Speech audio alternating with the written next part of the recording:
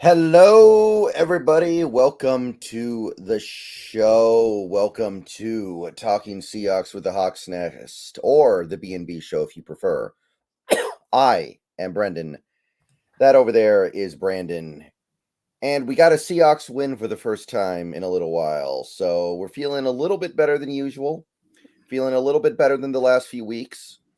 Good to get the win, good to get back on track. But it's not enough to just say the team won or the team lost. We got to dissect the hows and the whys and the whos and the wheres. So that's what we're going to do today. Brandon, how you doing? I'm doing great, man. We sort of were able to somewhat save the season. I think you go 0-4 and it starts to tilt real sideways there potentially. So able to kind of keep this thing on the rails, keep us still moving forward, and I feel good about that. Still potentiality to this year. Absolutely. So we got some things to talk about today for sure. We got the win. We got to talk a little bit about that Atlanta game. I know that we both had the opportunity to talk about it a ton. I know we both had the opportunity to dissect it already, but there are a couple things I think we can go. Oh, I'm right there with him. I'm right there with you, Brandon, though. It's this time of year. The allergies should not be this bad. They are. It hits me every year about this time. Luckily it's temporary, but it's intense. It's intense temporary. Oh, absolutely. And I got sick a couple weeks ago, so it was kind of like stacking it on top of it, Yeah, they tend to go in conjunction. Mm-hmm. Right. So obviously there was a pretty significant move that happened yesterday that a lot of Seahawks fans are thinking about right now. But before we get into that, I want to spend a little bit of time on that Atlanta Falcons win because, I mean, that Atlanta team, they're pretty good. That Atlanta team at home, that's a legitimate win. And to get that win by 20 points, that's no joke. So I don't want to just push that to the side like, oh, that win didn't mean anything. No, that win meant a lot. That was a big one. So generally speaking, how are you feeling coming out of that Atlanta game? Well, really good. As you say, it's a very impressive win. It's something that a lot of the people that don't buy into this team or don't buy into a Geno Smith or that the team is in a good state and close to being ready to go compete is that they point to the lack of real quality wins over the past couple of years. You're beating on the weaklings of the NFL. That's how you're getting this done. And so now you have a win like this where you go in and you're beating a team that's had high hopes coming into this year. They're in first place. They've beaten some other teams that are pretty decent. So you go, okay, well, there's your quality win. Not only quality win, but like you said, you're winning it comfortably in the fourth quarter on the road. Right. Yeah. 20-point wins. Those do not come easy in the NFL. This isn't college football where you see that constantly pretty much every week. You got teams that win by 20 points every game they play. In the NFL, it's hard to blow out a team. Yeah, it really is. And you have to have you don't luck into it. The team doesn't just sort of vomit on themselves and you get the win by that way. You got to go and take those kind of wins. You got to have all three phases of your football team working together. And that's something that stood out to me in this game is that everybody did their part. Whereas this year it's been 2/3 doing their part, 2/3 having to overcome the other third that's failing, 2/3 failing, one's going well. Or if they're kind of going good, but all of them have moments in the game where just some horrific bad moments, just bad mistakes, mental errors. And I thought this was a game where they were able to cut down on that stuff. You got the turnover battle win as well, but you just look at it and go, it's just such a well-played game all the way around from all three phases and what they did and showed you what they can do. Because when those things are all clicking together, that's how you get to a 20-point win, is that you're essentially winning in all three of those phases. Also a notable game about unsung heroes. A game about guys that you hadn't counted on coming into this year, guys that if you thought were going to play, Brendan, you were going to basically be averting your eyes in horror. Kobe Bryant goes out there and leads the team in tackles, gets himself an interception, playing safety after he's changed so many positions already before. He stood up. Job out there at the outside corner, just tremendous tape coming off that game on some of the routes that he was jumping and how he was playing, not like a guy that was in over his head at all. And then Jarrell, your four-string right tackle out there, making a go of it, where these are all parts individually in themselves alone, which could not only disrupt but cause you to fail on either of those sides of the ball. We've seen it before in the past. And yet all of those guys held up and didn't allow themselves to be, the weak link or to be exposed. Yeah, that stood out to me as well, especially a guy like Joby or Joe. Is it Job or Joby? I don't know. We always get the names wrong. They hate it. They get so mad at us about the names. Mm-hmm. We're trying, folks. We're trying. Yeah. But that was pretty remarkable, I'd say, especially in Atlanta. He's going up against some of the best receivers out there so far this year. They got Drake London, they got Mooney, they got Ray McLeod, and Kyle Pitts is basically a receiver too. So the fact that he was, according to PFR, he got targeted 9 times in that game and gave up 32 yards. That's winning football. But yeah, I think that is my central takeaway from this game as well. That was a real football game. That was a really good team win. That wasn't 3 guys lifting up a team that wasn't getting anything else from anybody else, which we've seen that game many times over the last few years where a few guys just kind of lift everything up and make it so it doesn't matter how bad everyone else plays.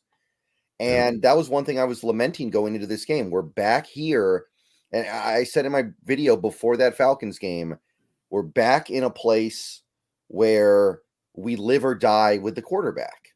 And that's not a place you ever want to be, but it's really not a place you want to be when you have a quarterback that doesn't have the record-setting, market-setting contract. And I was just really frustrated because we can't get out of it. We can't get out of this mode where we're constantly just saying we win or lose with our quarterback and nothing else. So to see a game like that, it's not just the win, but it's the fact that you had every element of this offense and pretty much every element of this defense show up. Even the special teams, right? Like we kicked a 59-yard field goal. D. Williams actually had a good punt return. And a good kick return. What? And a good kick return. Oh, yeah. Yeah, that too. So that stuff felt really good to see. And it does remind you what this team could be if they can just consistently get it together every week. They can, and they did. I think that's they show here's what happens if we get this all synced up, and understandable why it takes a little bit of time to sync it up with new coaching staff and new direction that they've taken here. So I think that we've got to expect, and that's part of that patience you ask for from the fan base that they don't like to hear from us requesting, but it is the part that needs to be applied here, where when you see some of that destabilization, when you see some of that fluctuation on a weekly basis and a bit of that performance, it's understanding we'll take a little bit of time to get all the ins and the outs down, but you can see how it all works together in a game like this when it does come together. And boy, I'll tell you too, the Job thing, man, he had one play where he covered both Pitts and London on one play because they were attacking him with a lot of switch release routes, where he starts with this guy and this guy's trying to pull him over here with the flood zone concept, and another guy runs through the back door of where his zone is, and he would pick up that other guy. He'd first pick the guy up and then get off the other guy and jump on the other one. Really kind of almost high-level stuff where there's cornerbacks like a Shaquille Griffin back in the day, Brendan. He never did that. That was never a move you would ever see Shaq ever do on a field. He was always going to just stay on top and then rally up to the ball in front of him. Yeah.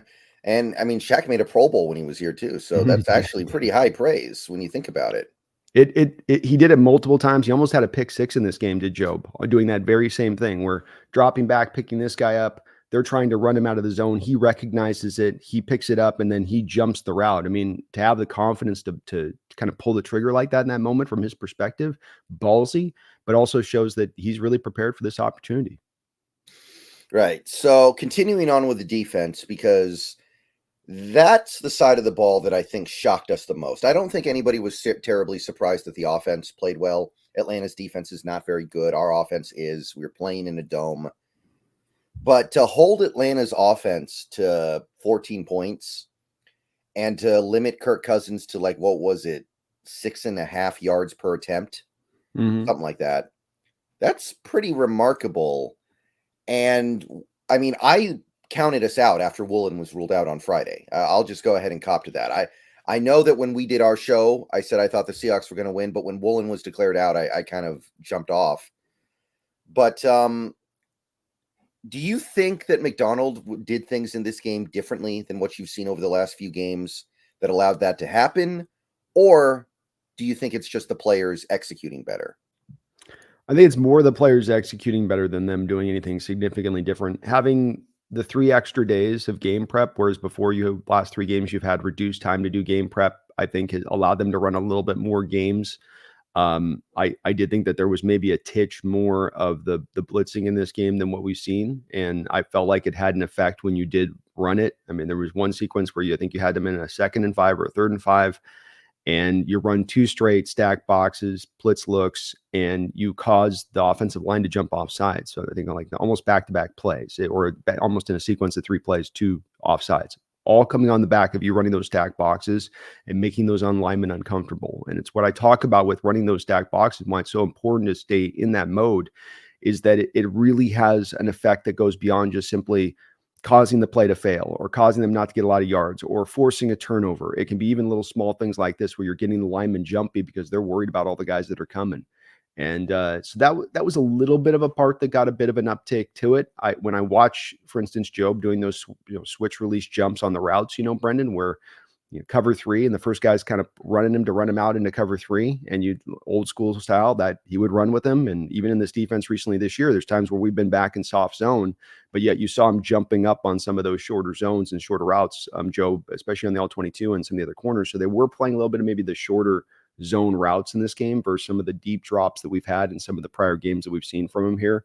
So it's just a little bit of both, maybe some tiny little modifications, but just overall, I think it was just really better execution. Yeah, I would mostly agree with that. I did notice there was one, I to my memory, and I'm sure there were more. There was one like stacked front that we deployed that really stuck out to me. It was right before the fumble, the Kirk Cousins fumble, the touchdown. There was a play where we had like 6 guys up on the line, and then I think it might have been Leonard Williams dropping back into coverage.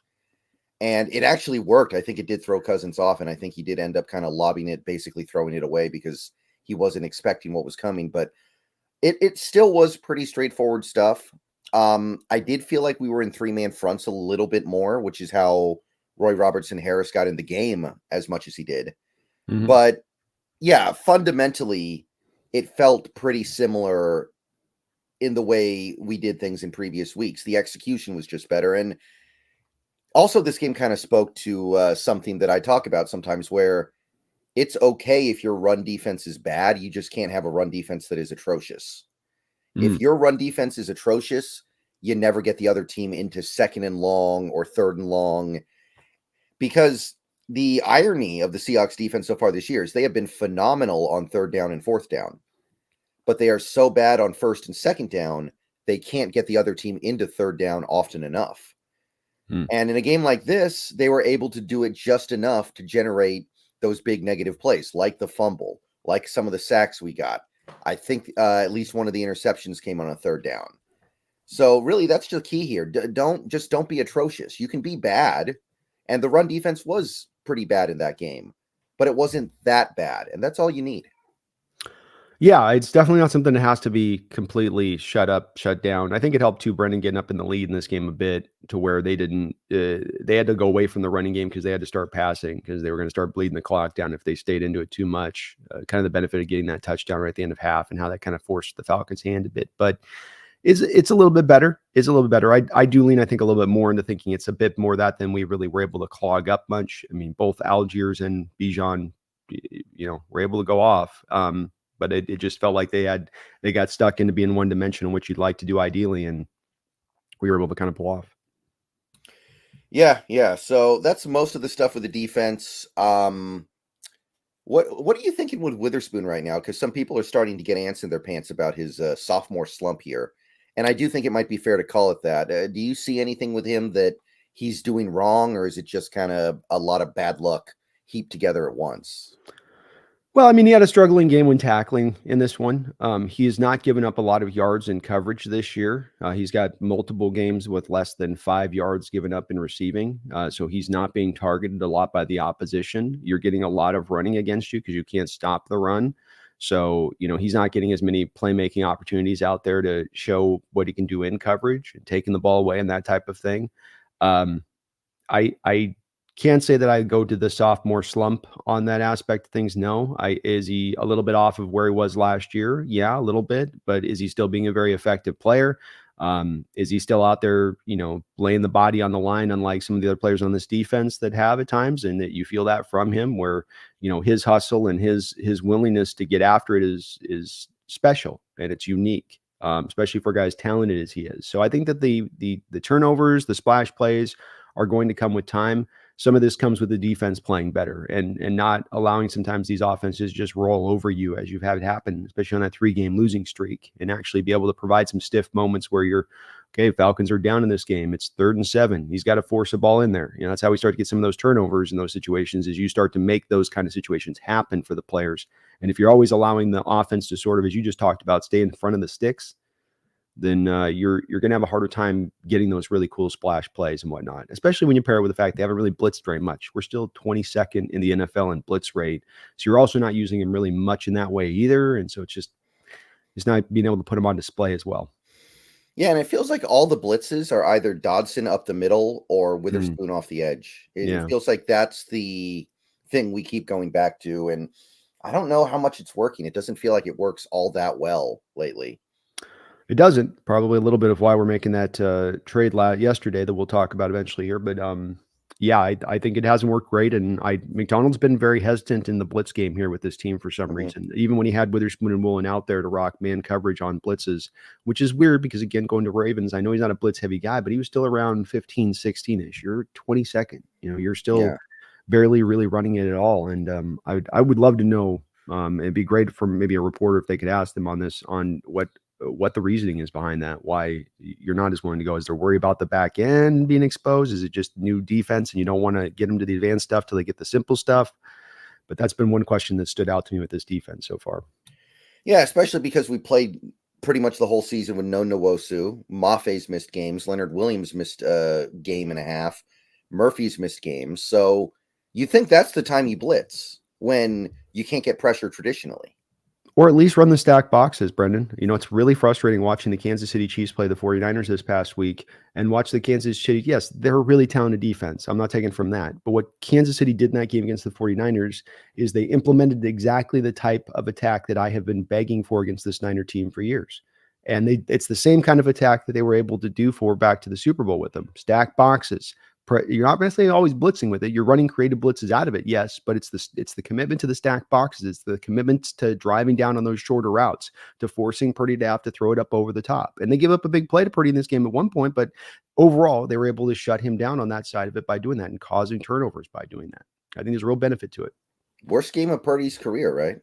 That's right. Yeah. That's right. And the Chiefs are really talented, but again, they also didn't just sit there in 4-man fronts and just drop backs. Spagnola's got that in his past, to be just a guy that'll trust his 4-man fronts and drop in his zone with 7. That's what he was with the Giants. What's making Spagnuolo a Hall of Famer as a defensive coordinator is the fact that he has adopted new methods and changes here with Kansas City and how he runs that defense versus how he ran it with the Giants. And that's what I want to see here from McDonald when these get these kind of matchups, is take away what they want to do well. Take away the things that he does good. Force him to do what he doesn't do well. Right. All right, so I think that's most of the stuff with the defense. Really impressive game from them. Really good game. Really happy with all that. Cousins was not necessarily on his A game self, admittedly, and he's been on his A game a couple times this year, and that certainly helps. But I'd say that was probably the most impressive game the defense has played this year, considering who they were going up against, and on the road like that. That was probably the best they've done so far. Yeah. Probably. Yeah. We've got some pretty good performances this year too, though. Mm-hmm. Offense, real quick. The thing that really just kind of stands out this week is that no one player really was head and shoulders just dragging the team with him. It felt like a complete team effort out there. We got good things from the quarterback, the running back, the receivers. Noah Fant had a really good game, actually. He made not only catches, but catches that were very big. It wasn't like these last couple weeks where he's made a bunch of catches, but a lot of them were against a defense basically playing prevent at the end of the game when you're trying to come back down multiple scores. Offensive line probably looked as good as it's looked all season, I'd say. Not that it was amazing, but it was a great team effort. On the Ryan Grubb front, did anything stand out to you in this game versus previous games? Not specifically. No, not really. I think he called a pretty good game overall. I think that he was good with staying a little bit more, getting the running game going early on versus some of the other games where he's completely forgot about it in the first half. I thought there was definitely a commitment level there to run the ball early and making it work. But no, I think he was pretty much, rolling a lot of, in not a bad way, but some of the similar kind of things that they've tried to do throughout this year. Yeah, so basically what we're saying is overall this game was about the players. The players simply stepped up and played and executed, and sometimes that's what you need. Like we talk about coaches a lot. When you're a football fan, you criticize and complain about coaches a lot when things don't go well, but sometimes it is just that simple. The players need to play, and it just felt like they brought it a lot more in this game.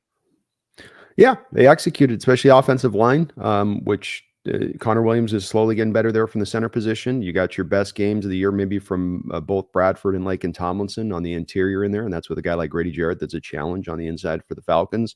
Jarrell held up on that right side. I think Grubb did do a good job, especially early on with the nerves that that kid was dealing with, to give him some help, some chip blocks down in on that side. Gino's performed where he's performed all year. He's Mr. Consistent on that side of it. And, the receivers, for the most part, did their job. I will say that this receiving core needs to stop with the drop C stuff that I'm watching on a weekly basis. They're supposed to be a difference-making part of this team. It's your defensive line, it's your wide receivers where the investment has gone into this team. And there is too many games here where we're having too many things come up from the receiver core where if it's not drops, it's penalties, it's kind of stuff like that. Like that's got to get cleaned up. Those are things you can control. And there was, again, in this game, a few different drops in this game. I'm still kind of waiting for the impact of JSN a little bit from that first round thing that we talk about. So I would like to see that bit cleaned up if I'm going to kind of nitpick a little thing here. But like you say, overall, it was a team win. Everybody pulled their oar in the water and did their part. And that's why you come out with a comfortable win, not just from the three phases side, but because everybody, all 11 members on offense and, was doing their part. Yeah, I feel like I feel like you could play that game out 1,000 times and JSN would have more than 9 receiving yards in every single one of those 1,000 times. So I don't know how that happens. I mean, one thing I noticed going into this game was Atlanta was one of the worst teams in the league at defending slot receivers. Like Alford, I think, is their slot corner. Like he's been getting torched most of the year. It's Clark Phillips. Okay, my bad. The Utah kid. But that's to your point. That's the irony for me, right? Remember JSN had the 300-yard day back in college? Yeah. You remember the team he had it against? Yeah, Utah. That was Clark Phillips. Remember? Yeah. Mm-hmm. So I kind of go out of that and I'm like, it is one game, you're right, but this is also a little bit of what we've seen from JSN. And I'm hopeful for him. I'm not calling him like not a productive player, but I also don't see a lot of difference-making aspects to his game right now. His catch radius is terribly small, and he does not seem to be a very good contested catcher. And you're just not getting a lot of impact there from him right now. And if DK is out, this is your week to step up, my guy. If DK is not going to play this week, then you got to come forward here because the rate. It wasn't just the yards; it's also not well rated by PFF. My eye test says he's not playing particularly great. PFF says he's not playing particularly great. The bottom line base stats say he isn't playing particularly great. Not bad, but just for a guy that was a first round pick, you're expecting a little bit, I think, more from him as far as tangible impact goes. Yeah, I mean, the one thing with JSN that I consistently see from pretty much every advanced stat keeper is he gets open at a very high rate. That's a misnomer to me, though. So, like, what that is, if you look at the advanced stats with the whole separation, and this is a very new stat, Brendan, but it's a stat that favors tight ends and slots. When you look at the list, look at how many slots and tight ends are at the top. And that right there should tell you something about that stat, that you can't lean on it that much, because is that telling you that only slots and tight ends are generating separation then? Or is it that there's a little bit something funky in that stat then that's like kind of getting stuck in the sauce a little bit, to me, in my opinion? And that's and DK's presence is why he gets open so much, partially too, right? Because he's constantly pulling the safety. It's like gravity in the NBA, right? Everybody's getting pulled towards Metcalf because they're terrified of him. Yeah, they're not terrified of JSN. Even when JSN's having a good game, they're not terrified of him. He's just producing. But Metcalf is the guy who can go 70 yards like that, and boom, the game's over. Because they'll give you, like, remember this was last year, JSN, that stood out to me. Remember he was like at one point second or third in yards per separation on route, but he wasn't running any deep routes, and you'd have him running those, like, it's quasi bubble screen, almost flat routes, right? Where he's just on the snap, not even going up the field, but stepping back 2 yards. Well, there's nobody around him. There's 9 yards of separation between him and the next player. So write down 9 on that play. I feel like that's how they're tracking that stat, and it's in a real simplistic state of things, so then it doesn't tell you the data you think it's telling you when you look at it. Like Jordan Whittingham right now is leading the NFL or something in yards per route or whatever, in yard separation. Is that the Like, Texas guy from last year? yeah. Okay, I remember him. Yeah, and I like that the guy I do the roundtable with Jay, like Rams fans just kind of we're winning him. It's like he ain't that. And it's just it's not an accurate, to me, quite the accurate deal with it. So yeah, the thing that's really surprised me with JSN has just been the hands. Like, he's been like, people get on Metcalf for the drops. JSN's drop rate is much higher.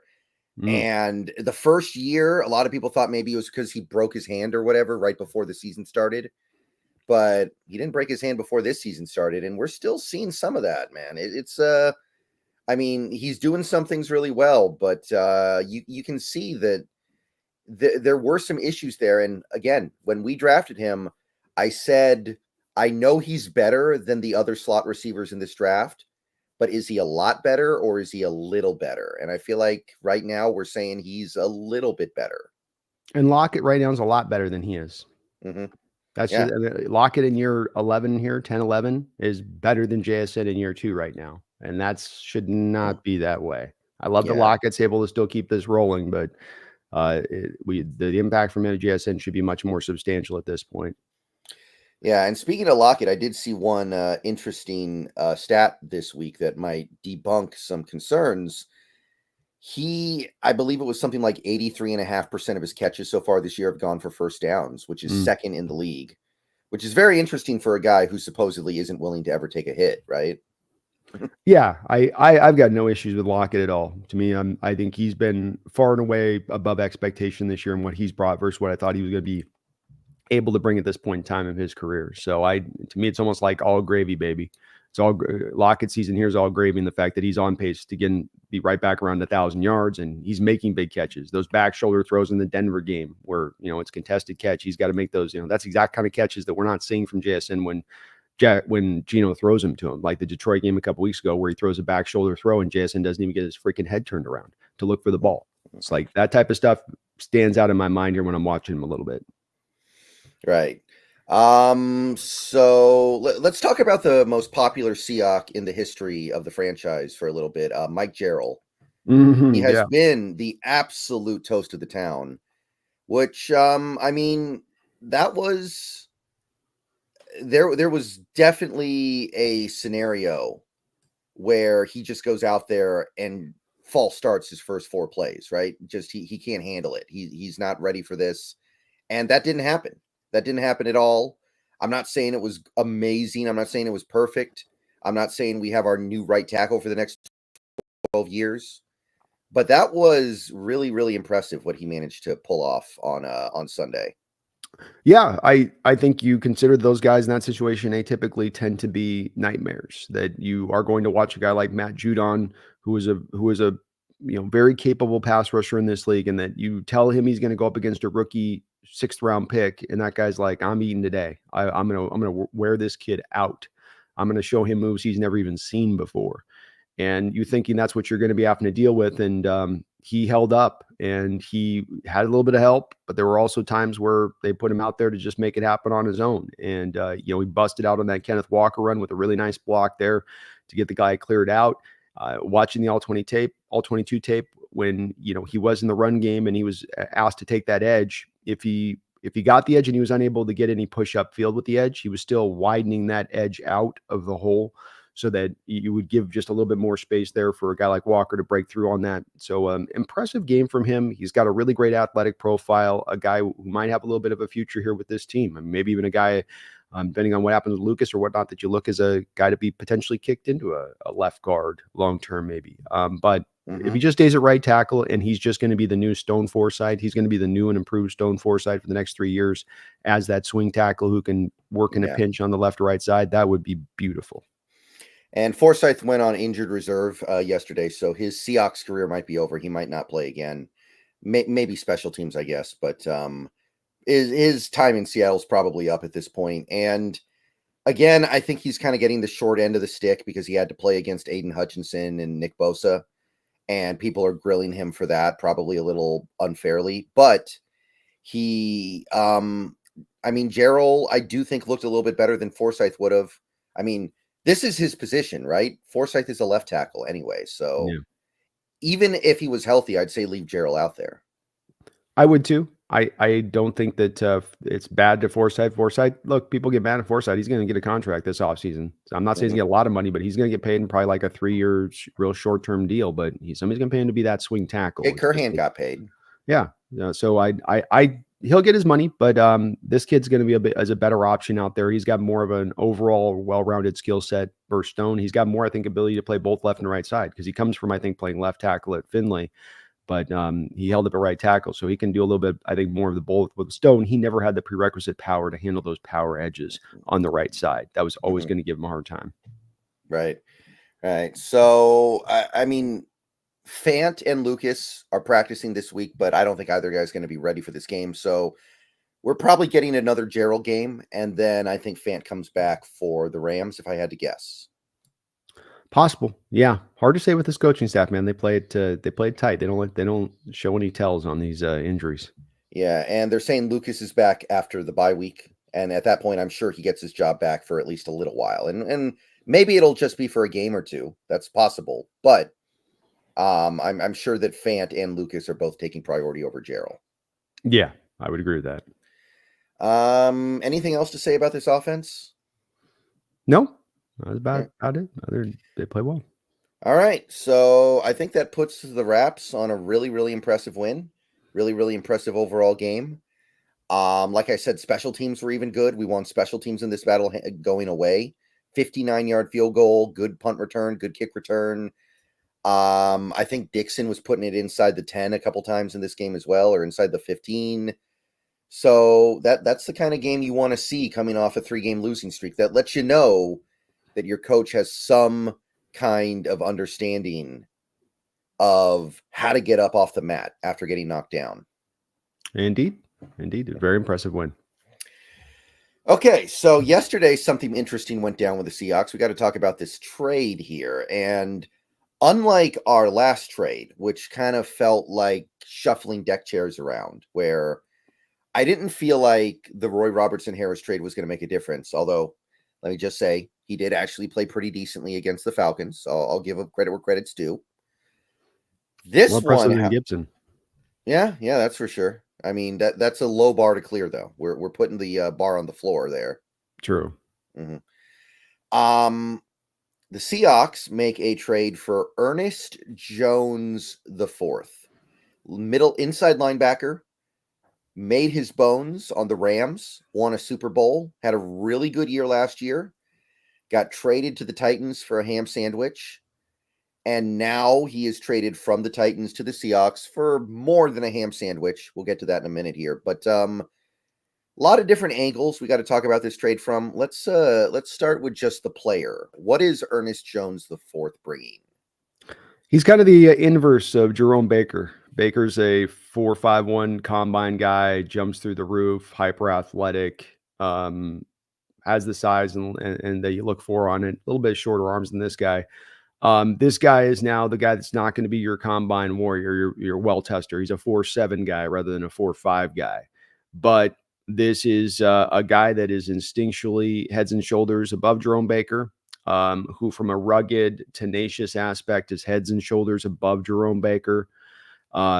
He's just going to bring a bit of an iron will out there that you need more of in this defense. We watched even this last week. We didn't talk about it, but I think it does continue to stand out this last week. The tackling remains an issue and a problem. Takes you about 4 guys to tackle anybody. And look, Bijan Robinson's a really good player. He's hard to bring down. So I get that part, but you need more guys that are more dogged in their ability to bring guys down to the ground one-on-one in space. And that's what this guy can do first and foremost beyond all else. He is a top-notch run defender.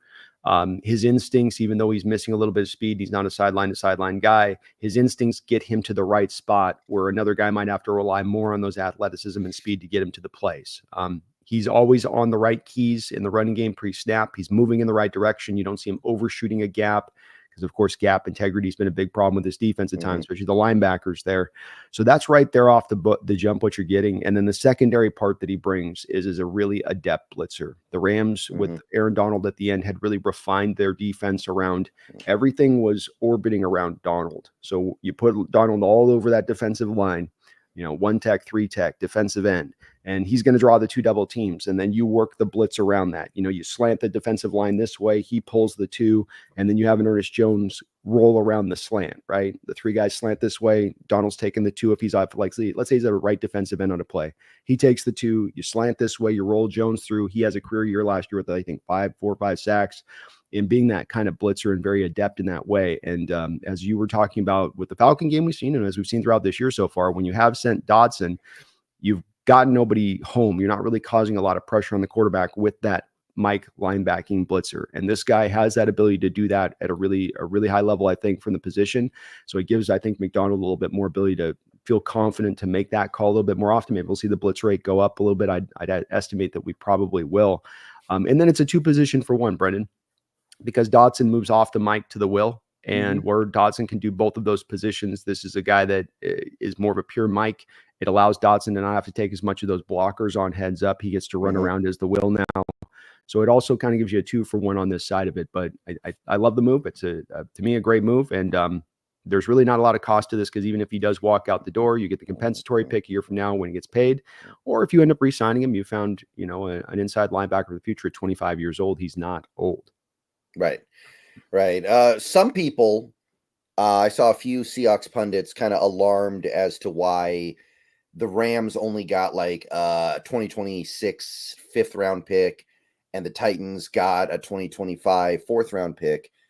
What I would say about that is I think that reflects more poorly on the Rams than it reflects poorly on us. I think that just reflects the fact that the Rams could not get value for him and decided they didn't care.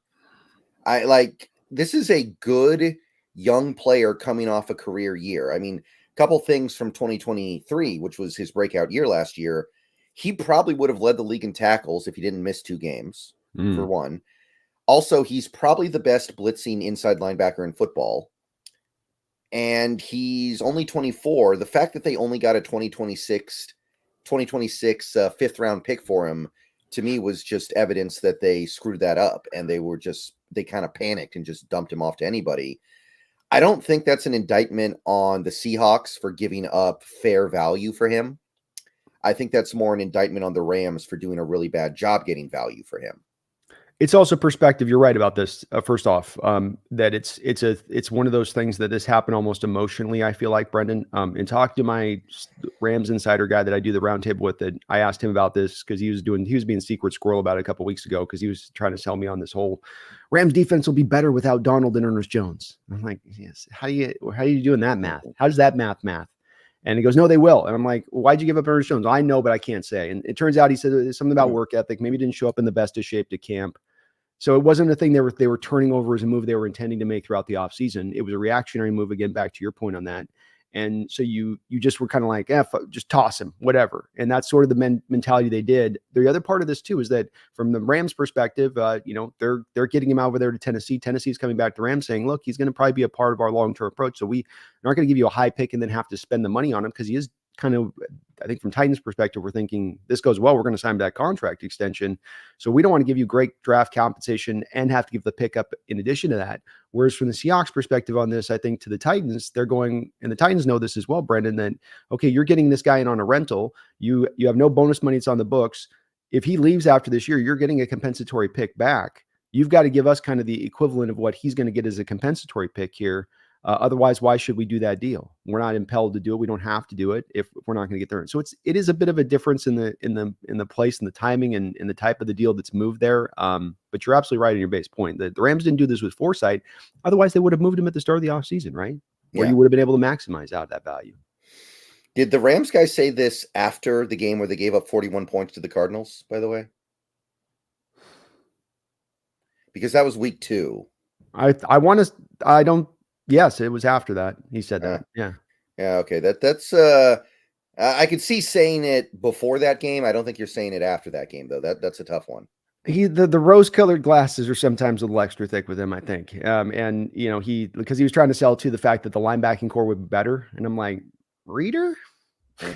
Like you flopped out Ernest Jones for Troy Reader, and you're going to be better. And then we got a couple weeks down the line, and now he's like, these linebackers suck. And I'm like, yeah, dude, I was trying to tell you that a couple weeks ago. That's not gonna be it. That ain't getting better. And so he sometimes has it, and the Hawk fans are definitely hard on him about it, which is pretty funny. But that was what he was saying was the word on the street for why it went down that way. Yeah, and maybe that's true. That's a possibility, right? And also, that it makes sense if he comes in a lot like. I want to see your perspective on this. mhm. You know, you're a player. You go 3 years. You have a career year, and I've earned the contract, right? And then the team's like, yeah, we're not paying you the contract. You're going to sit out. You're going to go out on that 4th year of that deal. I mean, that's going to dishearten a player a little bit too. And Yeah. that's going to like, I'm not saying it's okay to ever come into camp out of shape and that you're a pro and you need to come into camp in shape. But wouldn't you say if there is a reason that you could find to say why a guy would come in a little bit kind of pissy about it? That's a kind of understandable reason. Yeah, you could be like Zeke Elliott and go to Cabo, Yeah. At least he came. Exactly. At least he showed up. Exactly. He did show up. So I don't know if I think that this guy's like somehow. I just think the Rams, and also too, the one other thing I'll say on this, Brendan, is who have the Rams paid at the inside linebacker position since McVay and Les Snead have arrived? Yeah, it's been. I mean, they gave Wagner that contract, but it ended up being like a secret 1-year deal, right? Mm-hmm. That's right. Which I wouldn't 1-year deal. And I wouldn't say that it was like a 1 year, $7 million. I wouldn't say that was like a huge contract you gave him at that point. Right. And I think that's smart, by the way. I think generally speaking, not paying inside linebackers is smart. Yeah, doesn't mean that Ernest isn't quality though. Then it becomes a philosophy thing more than it becomes this player isn't good enough thing. Yeah. So there are a couple elements at play beyond that as well. For one, I think the Titans have realized they are a long way away. Mm-hmm. So that's probably part of the reason why they don't want to pay Jones. Maybe they were trading him thinking, hey, maybe Levis is going to come out and look real good. Maybe this offense with Tony Pollard's going to look good. And we're going to be like, okay, let's give the contract out to Jones and let's go. And then they see the start of the season. They're like, oh, we this is going to take a while. Yeah. And they go, not going to pay him. Yeah, you could see what they did with that defense, man. Quandre Diggs, Jamal Adams. You go get the Snead guy from Kansas City. You bring in Ernest Jones. They were trying to like manufacture a defense on the fly together rather than you're like we were doing here is kind of, you're building the foundation and then you're supplementing slowly. They just sort of kind of stick and bubble gum and tape and, we'll grab from here and we'll grab from there. And when you try to put a defense together like that, it really doesn't work. Right. So that's at play. Another thing at play is if you watch the last couple of weeks, it looked like Jerome Baker's body was breaking down. It looks like he just can't move the way he needs to move on a football field to me.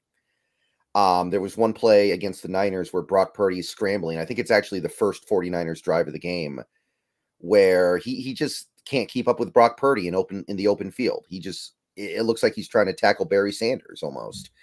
And you saw a little bit of that in this Atlanta game too. I think that his body has just kind of betrayed him here. I know he's young, relatively speaking, but that doesn't mean his body is young. So I feel like that was becoming untenable. And I feel like if we did not make this trade, Baker would have been benched at some point in the next few weeks. Yeah, I agree with that. I think it could be injury. I never like to put onto a player that it's a lack of effort or a lack of a willingness. I will say the thing that did stand out to me watching the Miami tape with him at time is that he is kind of he's a cruise control guy on the football field. He is a guy that's going to go, he's going to be a little bit, as I knocked to you on some of the defenders on this defense at times, with a feeling of like you're coming in and you're, punching in and you're punching out. There's not a sense of spirited play here. There's not a sense of passion here.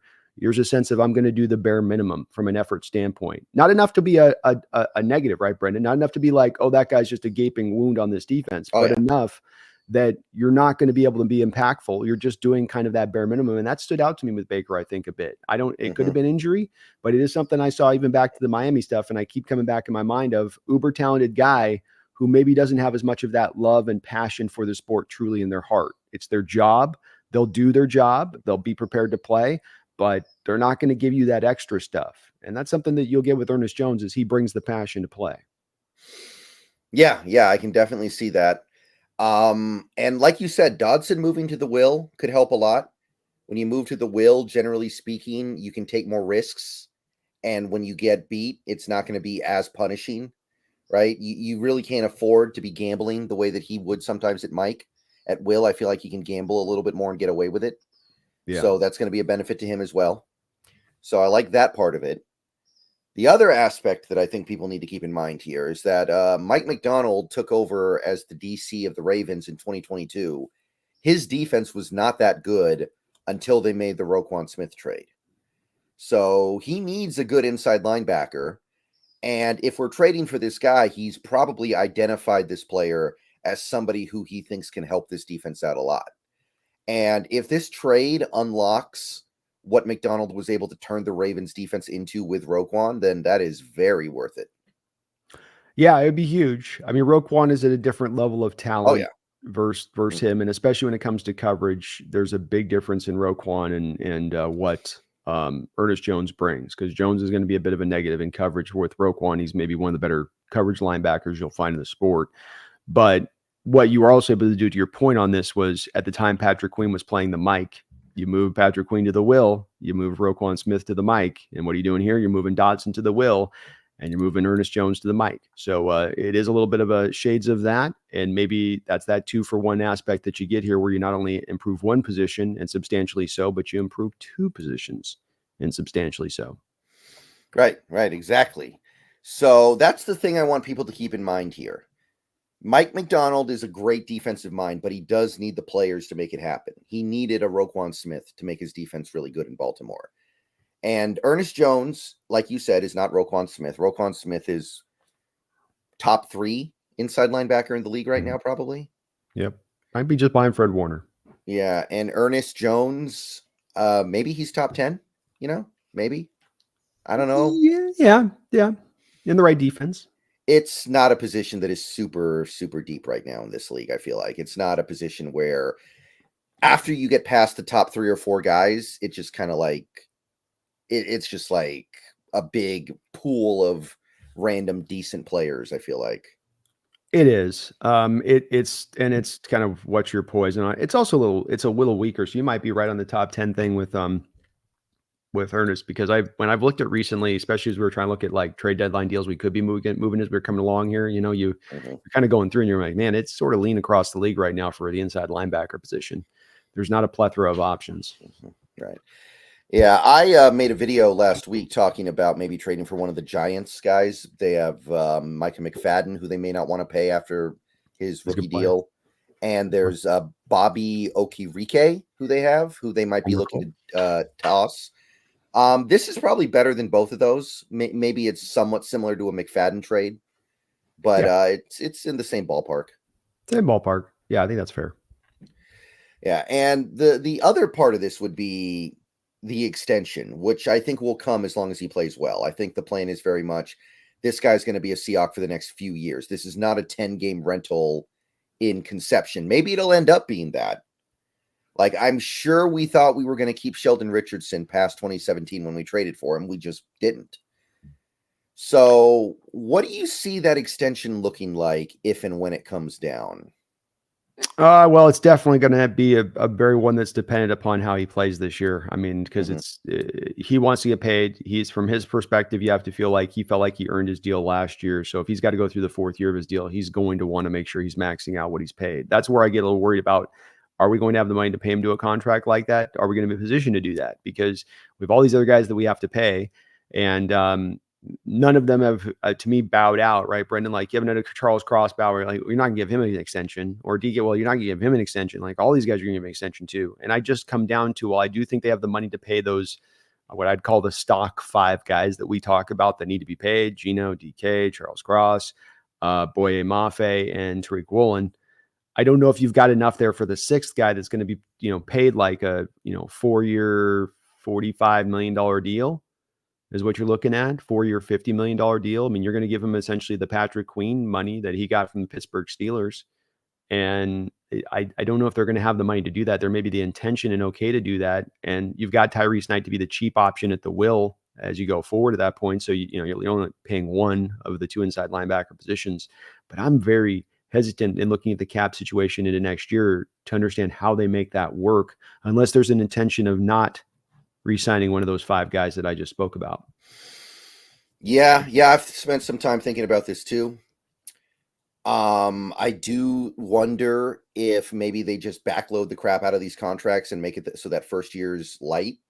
Mm. And then they use next year to kind of maybe they get out of the Nwosu deal, right? Because Nwosu, if he doesn't look good when he comes back at the end of this year, I do think they have to make a difficult decision on him. I do think that they at that point have to go, well, it hurts 13.5 million dead next year, but we can't be bringing back a player who we don't even know if he's going to be able to play effectively anymore at that rate. So maybe that's the solution. It's going to have to be, unfortunately. And I think Draymond Jones, even if he continues to play well like he did last week, it's going to have to be with him. You have no cap space for 2025 if we stand right now. Zero. And that's not, well, we have no cap space to sign the guys who want to do extensions. You have no money to do your normal operating business like signing draft picks. So that means that you got to create a substantial amount of cap space to get those guys fitted in. And you can do it. And like you say, you can lower that first year cap hit. But the thing that comes into play on this is with those 5 deals, bonus, bonus, bonus, bonus, bonus.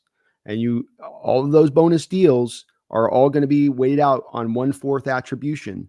Well, that's not a lot, but okay, if I'm giving a guy $50 million, Brendan, bonus money, what does that cake out to 4?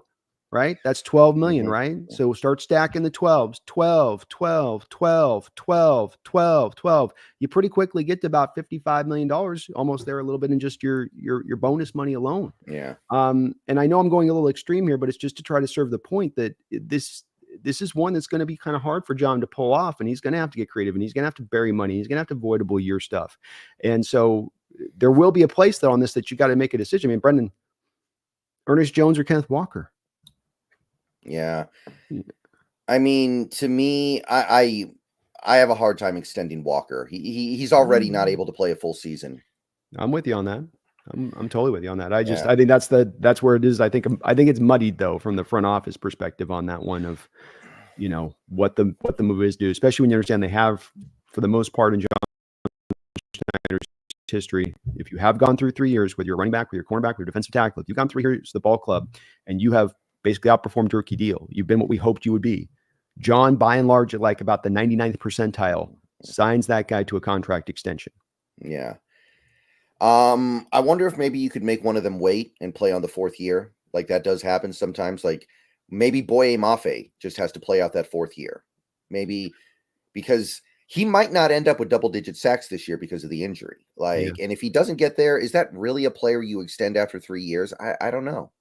Oh, or to your point, maybe you can extend him, and instead of being up at that 23 million a year place, you're able to get him more into a 16, 17 million a year because you say, okay, we're gonna kind of give you the reward. We'll give you more than what you would have been getting on the 4th year. You kind of use it as leverage, right? And put yourself in a better position. Whereas right now we were thinking a couple of weeks ago, well, he'll be at a 20 million mark. Yeah. I made a video about the salary cap stuff next year, and I think this team could free up like $100 million if they really wanted to next year. And maybe that's what they're going to end up doing. Like, the Lockett deal is easy money to move off of. Draymond's easy money to move off of. I'd say both Fants at this point. I know Noah Fant just had a good game, but I don't think you can keep him at that cap hit in 2025. I just don't. Mm-hmm. I think you could free up like $80 to $100 million, and maybe that would get you to the finish line. But we got so many good young players on this team. It's a nice problem to have, but man, they're all hitting at the same time, aren't they? They are. You do have top 4 cap situation for 26 and 27. So to your burying point, you have an ability to flexibly get these things done. But I do it's so many big deals coming up at once that we have to sign with these guys that makes it so unique for us to have to pull this off that I get worried about. It just feels in my gut like somebody's going to have to maybe take the short end of the shiv here. And, but again, if Ernest goes out and balls out and he's a perfect for the defense and he locks things down in even 90% of a fashion to what Roquan did going to the Ravens, probably going to be a guy that they make a priority there as a free agent. Yeah, clearly McDonald likes his inside linebackers. He values them maybe more than the average coach out there. Absolutely. Yeah. And by the way, another factor here could be, what if Gino decides to be a good sport about this again? What if he decides I don't need to maximize my contract? Maybe you save a little bit of money there. Well, we'll see. But he did it once before, as far as I'm concerned. I know some people argue that he didn't, but I think he did. I think he did just say, I don't need all the money. Just give me enough money to where I can look at myself in the mirror. Yeah, I agree. And I think too that his age is going to work a little bit against him when it goes to trying to sell people and maxing him out on this one if he's going to try to reverse course on that or try to push more in this to make it that way. So I think it's in to me Gino's best interest if the team's willing to sign long-term extension. You want to sign here at 40, 44, 43, something in that area, or you want to go and get 50 and go play for, the New York Giants or the Carolina Panthers. Where do you think you're going to find better success? You might get a couple million more, but you might also be starting a lot less because you might fail out there because the team's bad and you're not starting as long and they're going to pivot to the next quarterback. Whereas if here, you got the base, you got the system, you got the chemistry with the players. So I would hope that Gino would build that into account. I would expect he would, Brendan, but you never know. And this is going to be his last probably big major contract in the sport. So he may try to go that route. It's hard to predict on that one. Let's see here. Sloby1, thank you for the $2. Is Ernest Jones worse than Bobby Wagner in coverage?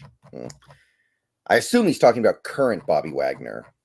They're pretty much almost equivalent. He's maybe marginally a little bit better. He's a little bit quicker than Bobby, but I mean, Bobby was a 4.55 guy coming out of Utah State, and he's probably about a 4.7, 4.75 guy now.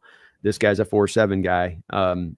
The thing with coverage that you'll notice with Jones that stood out in watching the All-22 yesterday with him, Brendan, is that he is really good with reading the quarterback's eyes and drawing to the right place in zone off of reading those eyes, where you're watching the QB and then you're sort of you're feeling generally where the route's going without actually looking at the receiver behind you, but you're letting the quarterback's eyes kind of draw you to where the ball is going to go. And that's that thing with him where he instinctually, those instincts put him in the right place where other players, it would be their speed and their quickness that gets them there. So he's got that a little bit in his bag, but coverage is where you can attack him. That's for sure.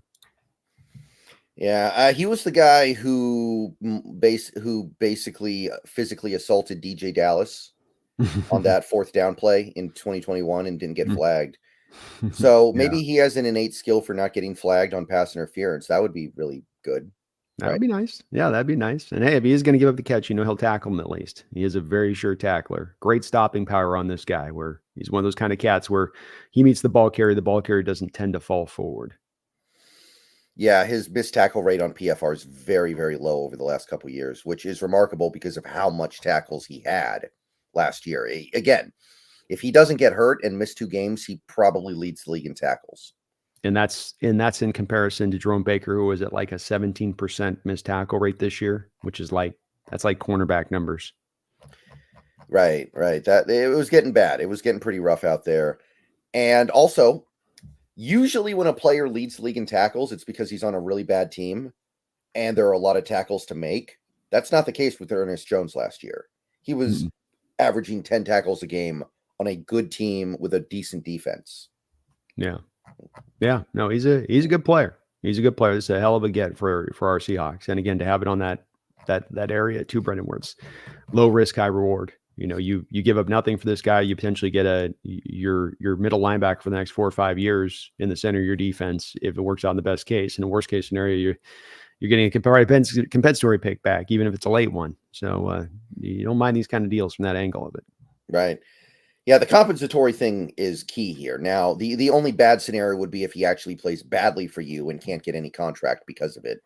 That's the one way this goes bad. But, I mean, there's always going to be a little bit of risk whenever you're doing anything in this league. Yeah, there is no certainties in this league, that's for sure. Kirk, thank you for the $2. Thoughts on maybe trading Mafe in the offseason? I have played with that, personally. I've thought about it.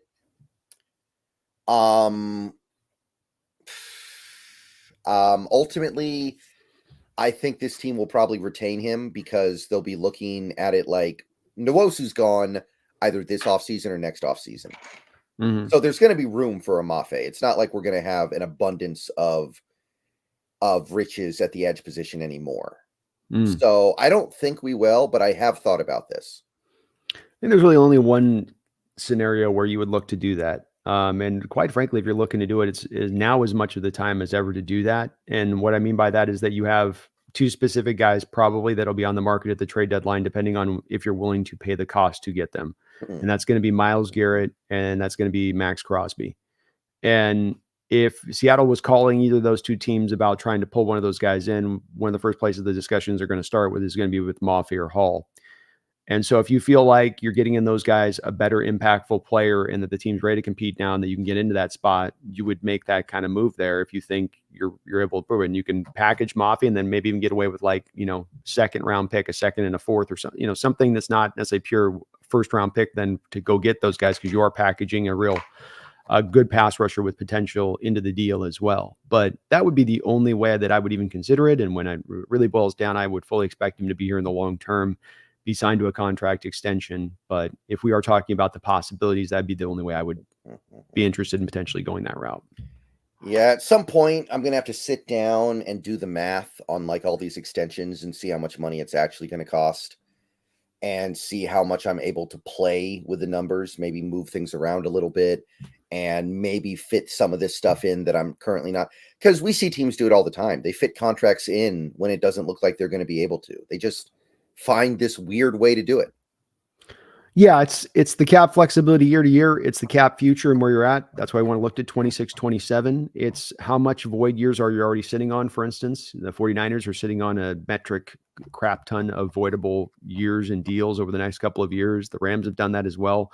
We haven't done a lot of that. And I think the DK deal, for instance, one of the only ones we've done with that. I think Draymond's we've done a little bit with as well to future void years on that. So, you can get very creative here, but we just don't know necessarily the willingness of the team to do that. Where in the past, John, of course, has avoided doing voidable years, that he wants the contract to kind of just run pure. And I do think I've ran the numbers in general, Brennan. I haven't gotten to the exact nth degree, but you save on a DK deal, new DK deal, you save about $5 million on the first year cap hit. A new Genial deal, you save about $5 million on the first year cap hit.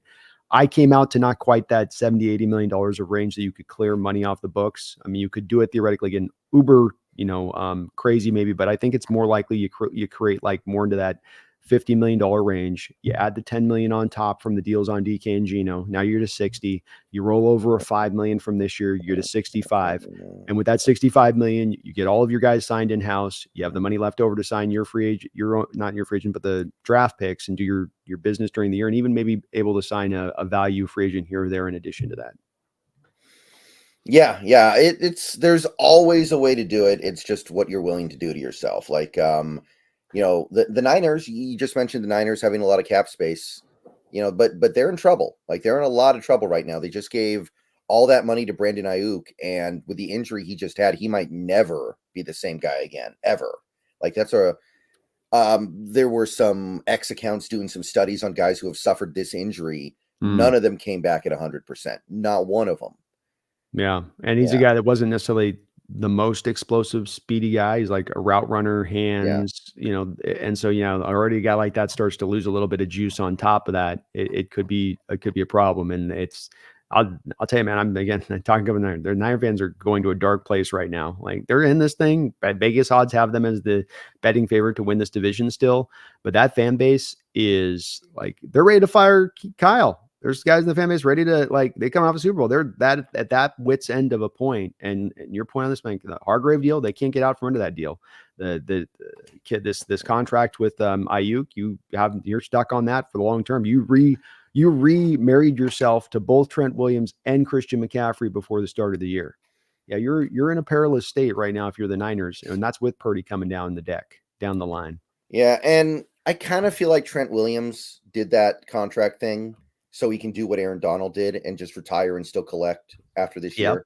Mm-hmm. I think that I think McCaffrey did the same thing. Quite frankly. I mean, my Achilles came up right after this contract. I was really pushing to make sure I get signed. Which I don't fault him. Get every dollar you can. If you're in a position to leverage it. But I think you're right. And when that does happen, that's your point on this with the Rams. Look at the Rams right now and how it's affecting them. Like they're playing footsies with all these NFL teams with Cooper Kupp and Matt Stafford and moving them, right? Because they're like, we're got to pay Donald 32-33 million next year. We're going to have to pay Stafford if he retires after this year, next year, a substantial amount of money. If we move Kupp, a substantial amount of money, they're going, we don't have a lot of flexibility here for a team that we're trying to kind of get younger and turn back to being a contender. Did you see they won a second round pick for Kupp? Like, who's going to do that? Do you think they'll do it? Mm-hmm. Who's the receivers available at this time of year? Remember, it's all about supply and demand. What do we have left for really good receivers that are available across this league right now? Cortland Sutton is probably somebody out there who you could get. Like Bo Nix doesn't even look at him anymore. Let's see here. The Carolina guy, what's his name? Deontay Johnson? Yeah.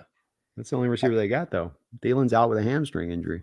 Yeah, but what do they care? I mean, they'll get guys off the street to play receiver at this point, and what's the difference?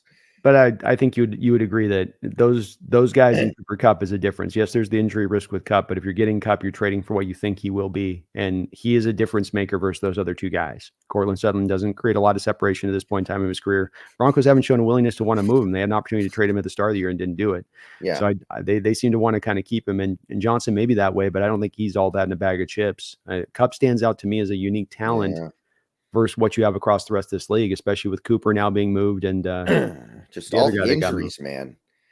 Like last year, the year before, this year, the man cannot stay healthy. I don't think I could do it, even if I like maybe if I'm the Cowboys, right? And I need another receiver in the worst way. Why wouldn't you if you're the Chiefs? Well, the Chiefs already got Hopkins, right? Yeah, but why can't they go out and get this in addition? Their receiving core is really lean. It's not just like, well, we're one guy away on the receiving core. It's like that receiving core sucks balls. I mean, Sky Moore's not developed. Kadarius Toney is long gone.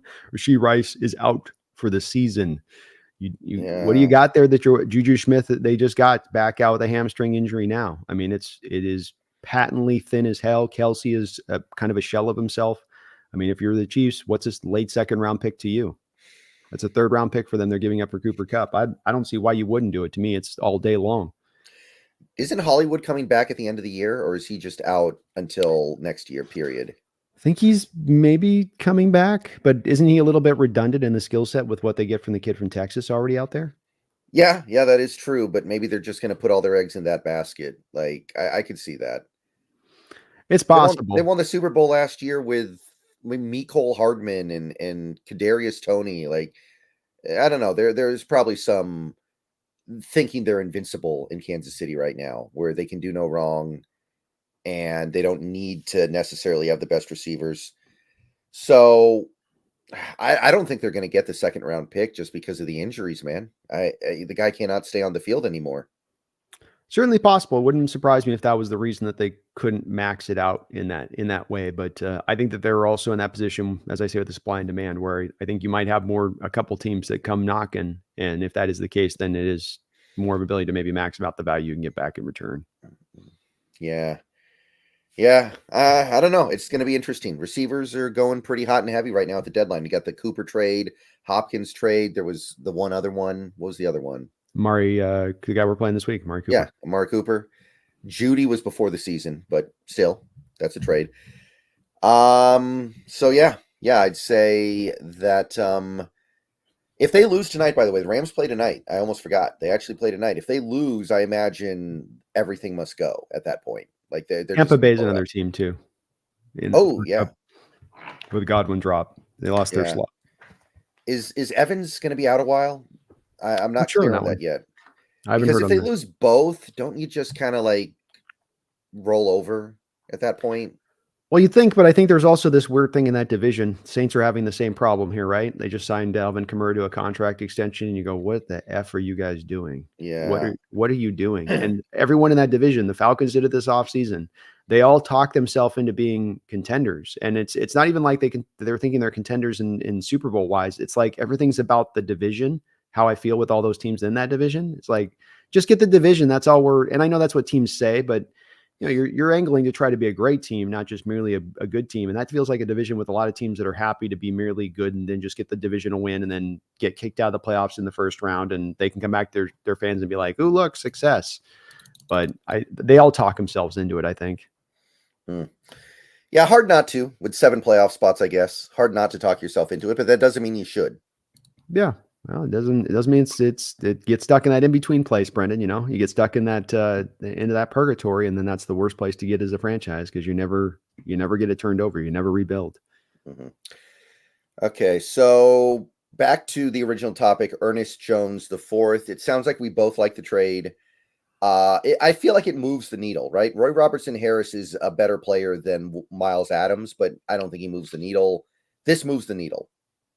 Yep, this absolutely moves the needle. You improve significantly one of the weak links on your defense, and that will rise up the rest of the boats with the tide on that one. And I would expect that this is going to help to improve the defense. How substantial, we'll see on that, but there will be an improvement versus what you were getting from Baker, because it was he's been okay graded by PFF, but this is one of those places you got to go beyond the PFF grades and watch the film with Baker to kind of go, okay, yeah, it's just not it.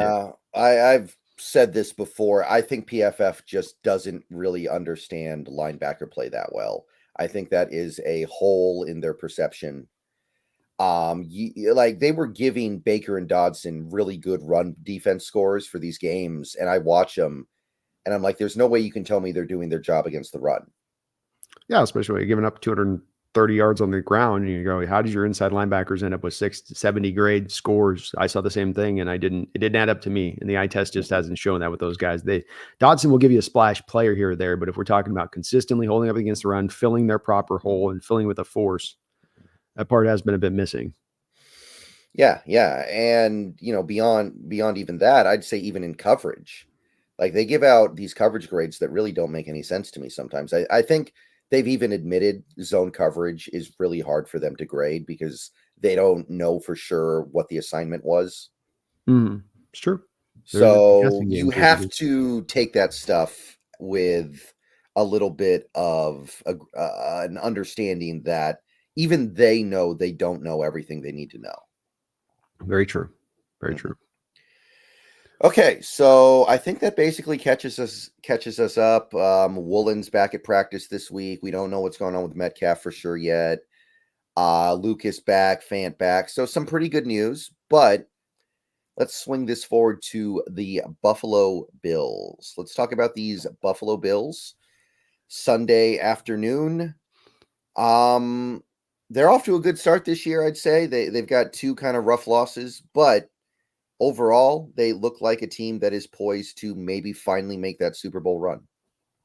They're dangerous as ever, and they've been legitimate for a long enough time that you got to give them the tip of the cap and being that type of team. The quality wins, the strength of schedule, I don't think has been necessarily the toughest for them, but they've handled the schedule for what's been given to them, and they've done their job. Josh Allen, in his seventh season, is taking those incremental steps at the quarterback position to be less about the guy that is out there just running wild and free in backyard football, and more now of playing really the position contextually, more to, on time, on script, able to go through reads, able to be smarter and think more of a thinking man at the position. Very dangerous there. So there's going to be a tough test, Brendan. There's no doubt about that. Yeah. So we know about Josh Allen. I think we all understand that Josh Allen, one of the best in the game, having an incredible year, by the way, no interceptions. The Buffalo Bills moved off of Mitch Morse this most recent offseason, I think it was. Mm-hmm. And how do you think they've done, like, refilling that hole and restocking their offensive line? In general, the offensive lines, I mean, Dawkins is a really good player over there. They've got some guys that are decent. I don't think that it's a dominant side of their team. It's kind of like a league average kind of thing on as far as the team goes. The thing that stands out is it doesn't necessarily have any real glaring weak link, which is, of course, what they say is, and we learned with like a Stone Forsythe, that can upend a whole offensive line at times when you have something that's just that glaring and that bad. So they don't have that. But they also haven't had necessarily, even though they've put some investment into it, they haven't necessarily had the real big jump and leap there as far as it to become a dominant group. It's a big physical group, Brendan. So it's like we're a line that wants to have guys moving around in space and pulling in space. This is a hat on hat, drive you off the ball, right? Osiris Torrance from a couple years ago at 350 pounds, just I'm going to sandblast this guy off the ball every time I go. And or Van Pran from Georgia, right? The big old stocky center that we scouted, and just a big old rugged guy to just he's not going to make it. It's not going to be pretty. It's not going to be a technician out there. It's just going to be a lot of slab of beef blasting up against a slab of beef kind of offensive line. But they get the job on that part, and they can move bodies. Yeah, but it's not like Atlanta's offensive line, right? That we just played. Like Atlanta's offensive line, I think is a lot better than what Buffalo has. So I don't feel terrible about that matchup. I'll put it to you that way. It is better. It's also the two different constructed lines, where the Atlanta's line's more constructed a little bit a tone to ours, where it's a little bit more of the light offensive linemen that can move in space and can pull in space a lot. This is a bit of a line that's less about pulling in space and more about just getting downhill on you. And so it does stand out that that's a little bit different in this one to me, where, more of a draw maybe to the 3-4 looks, less of being attacked to the edges with the Falcons, for instance, with all that outside zone pitch play stuff that they run. You'll get less of that in this. They'll flick, they'll move a little bit in that with the Bills with like a Cook, but it's going to be, in between the tackle boxes really is where they're going to be living with the run game. Yeah. And their run game in general is just okay, kind of underwhelming given how much they play from ahead. I think they're like 18th in the league or so in rushing. Yeah. It's just pretty average. So you would hope that bringing this new player in, although maybe he won't integrate perfectly immediately, I think he'll integrate pretty quickly because the type of defense they ran in Tennessee you're right. is very similar. McDonald said terminology is the same. Yeah. Okay. Hopefully. That'd be nice. But if you can get that run defense going in this game, you should at least be able to force Allen into throwing into must-throw situations. And he's certainly due a turnover or two, right? Like, this is getting spooky. This is getting freaky. I know it's almost Halloween, but this interception streak for Allen is starting to get a little bit freaky.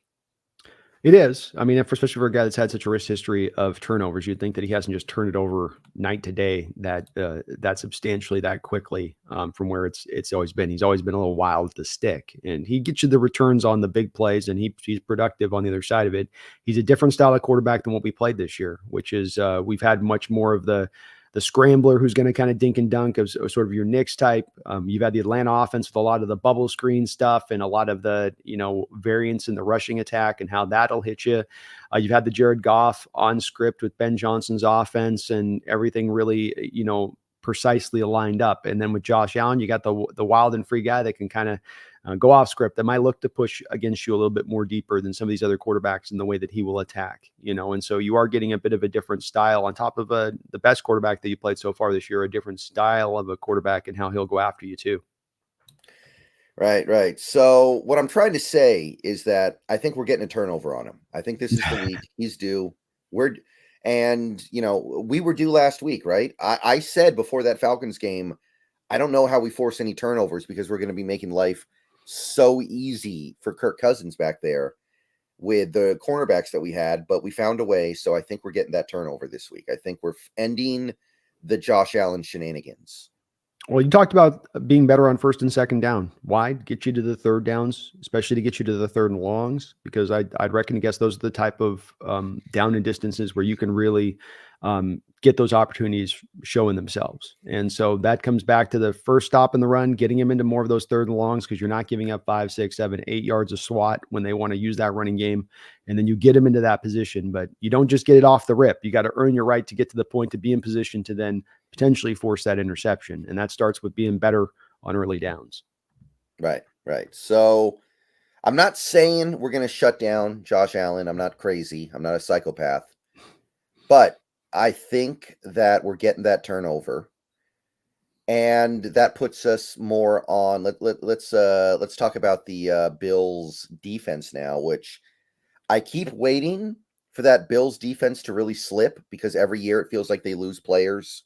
Mm-hmm. They lose Matt Milano. They lose what was the name of that safety they had that was really good? They lost both Poyer and Hyde. They lose Tre'Davious White. They lose Tyrell Dodson. They lose player after player after player. Sean McDermott has them on top over and over and over again. I don't know how he does it. He's a very bright defensive mind. He's one of those guys where if you're going to be a defensive head coach in this league, you better be a real smart one, because there's so few guys that are hired. You better be legitimate. And he has shown with his time there with the Bills that he is legitimate defensive mind in what he brings. It's a cover two kind of shell conceptually what they want to run. They are not going to blitz. This is a team that is one of your league minimum blitzing teams, where it is just trusting the front four. They put some investment in that front four with Daquan Jones, Ed Oliver, Greg Rousseau, and then AJ Epinesa, their other edge that they've got. Those are all functional guys. There's not star power there other than maybe Ed Oliver, who's probably a top 10, 11-ish defensive tackle in this sport. But they're going to line it up. They're going to play it. They're going to change their coverages on the back end, but they're going to trust their front four up there. And you got to just you got to keep your quarterback clean with your 5-on-4. And then Gino's got to find the open holes in the zones and the passing windows, which are going to get squished down due to the fact they drop so many guys in coverage and try to play it kind of safe in that realm of things. So it is a challenge defense. You're right about the injuries though. And I'll say, Brendan, one of the things that stands out in this game is Matt Milano goes down at the start of the year. That's their, pretty much a star inside linebacker for them, missing his second straight season on the inside. You mentioned Dodson, who was kind of a guy that filled in for them last year with that loss. They've had some linebackers, including Tremaine Edmonds in recent years going for agency, the Chicago Bears. So they've had to flow through some guys there. And now Terrell Bernard, who's played really well for them, is that next guy kind of stepping up this year for them. He's dealing with an injury.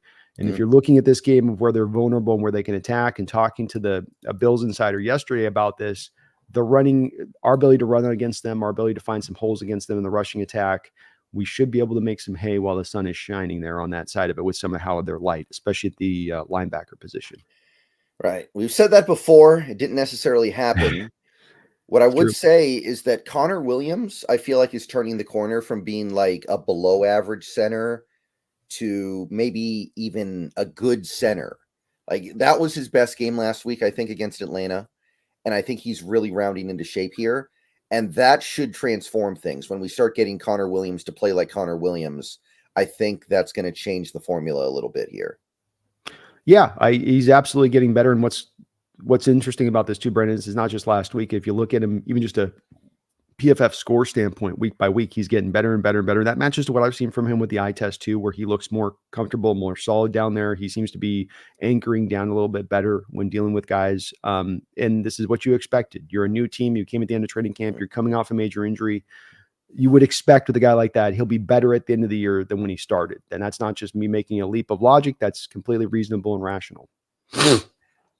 Right. Now, the problem I see in this game, Metcalf did not practice yesterday. We know he's not going to practice today.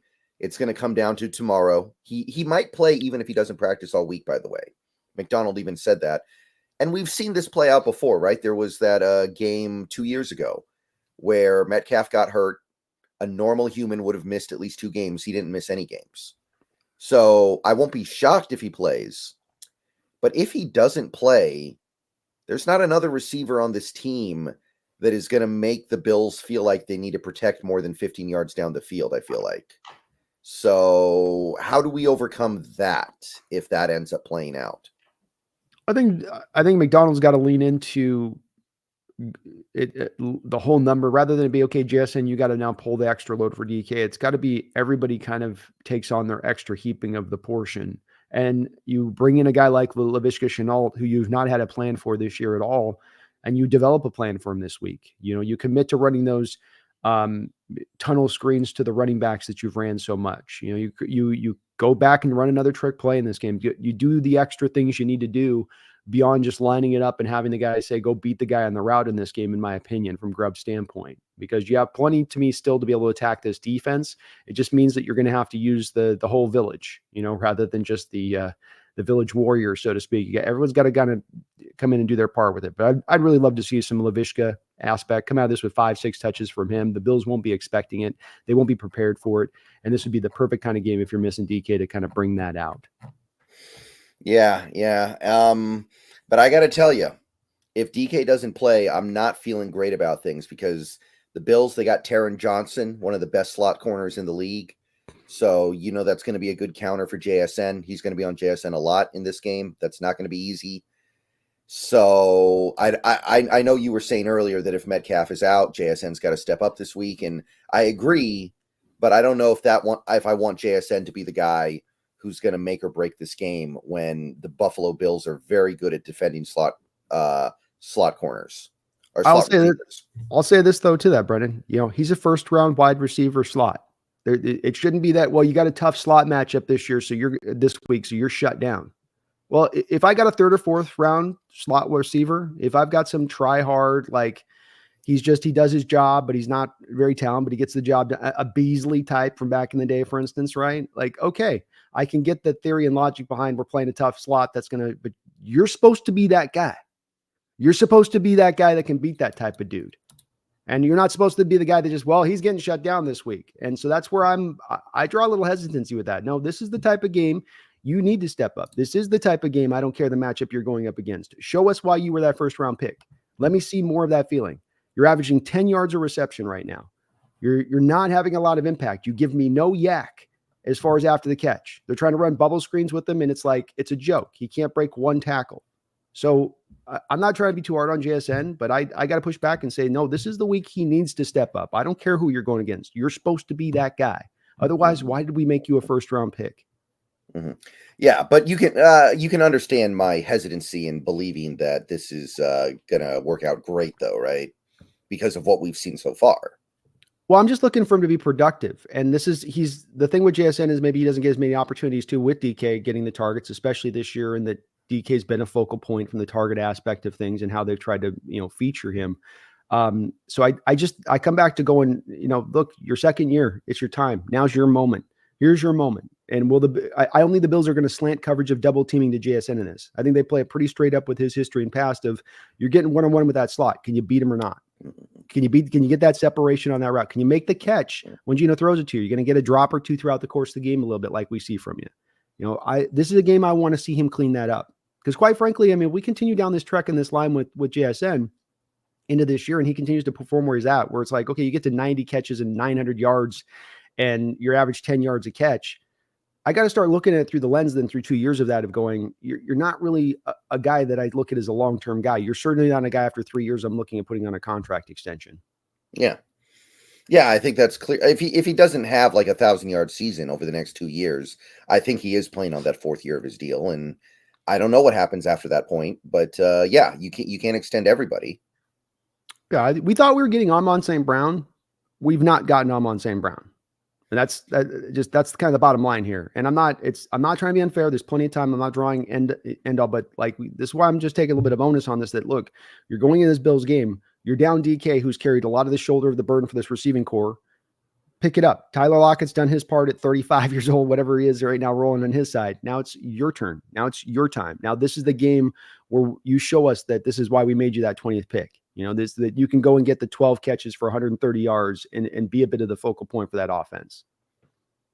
Yeah. I actually made a video about JSN last week, and I was looking at Amon-Ra. Like, there was his rookie year. This is his rookie year when he was only a little bit older than JSN was in his rookie year. At the end of the year, like the last, I want to say 6-7 games that year, they realized what they had. And he was just like 8 catches, 7 catches, 9 catches. Like 6-7 games in a row, they threw at him 11, 12, 13 times a game, and he just went off. And I'm still waiting for that a little bit. Yeah. Yeah. And I'm still hopeful for him. I'm not drawing any conclusion, but it has been what it's been so far, which is it's a tad underwhelming. Just a tad underwhelming. Yeah. You said earlier the Bills don't blitz very much. Do you think they might change that strategy in this game because the Seahawks have shown that blitzes can get to them a little bit? Do you imagine they adjust?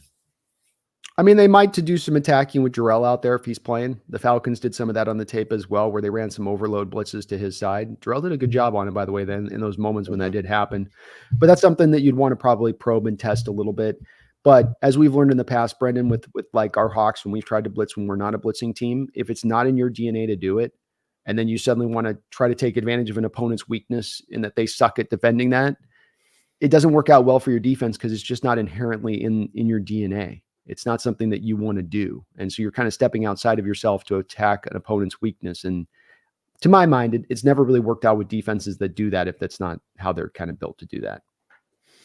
Yeah, probably true. And they probably feel like they don't necessarily need to. They have a good defense. It's played well mostly this year. Baltimore got to them a little bit, but they also got to protect that secondary, right? Because you mentioned the safeties they lost this past offseason, Poyer, Micah Hyde, Tre'Davious White out. Kyer Elam is not quite developed for them on the outside as a corner there. Yeah, the slot's really good, but I don't think that they want to put that secondary in a position of man on man trying to cover big wide open spaces because they're going to run those blitzes. Okay, so back to one quick second. Right back. Okay, no problem.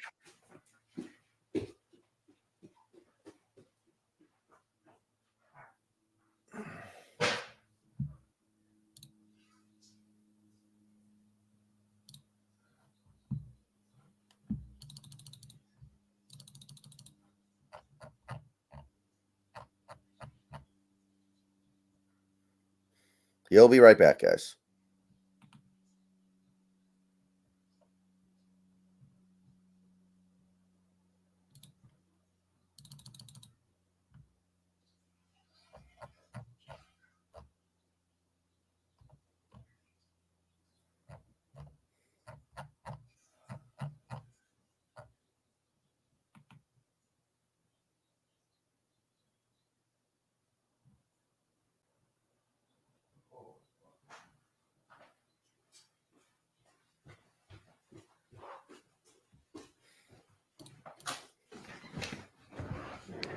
Thank you for that.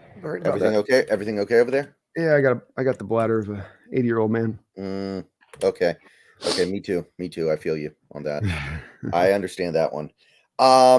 Right. So going back to the Bills offense real quick, one thing that made me feel good about this game in the offseason was I really did not like the way the Bills approached replacing Stephon Diggs.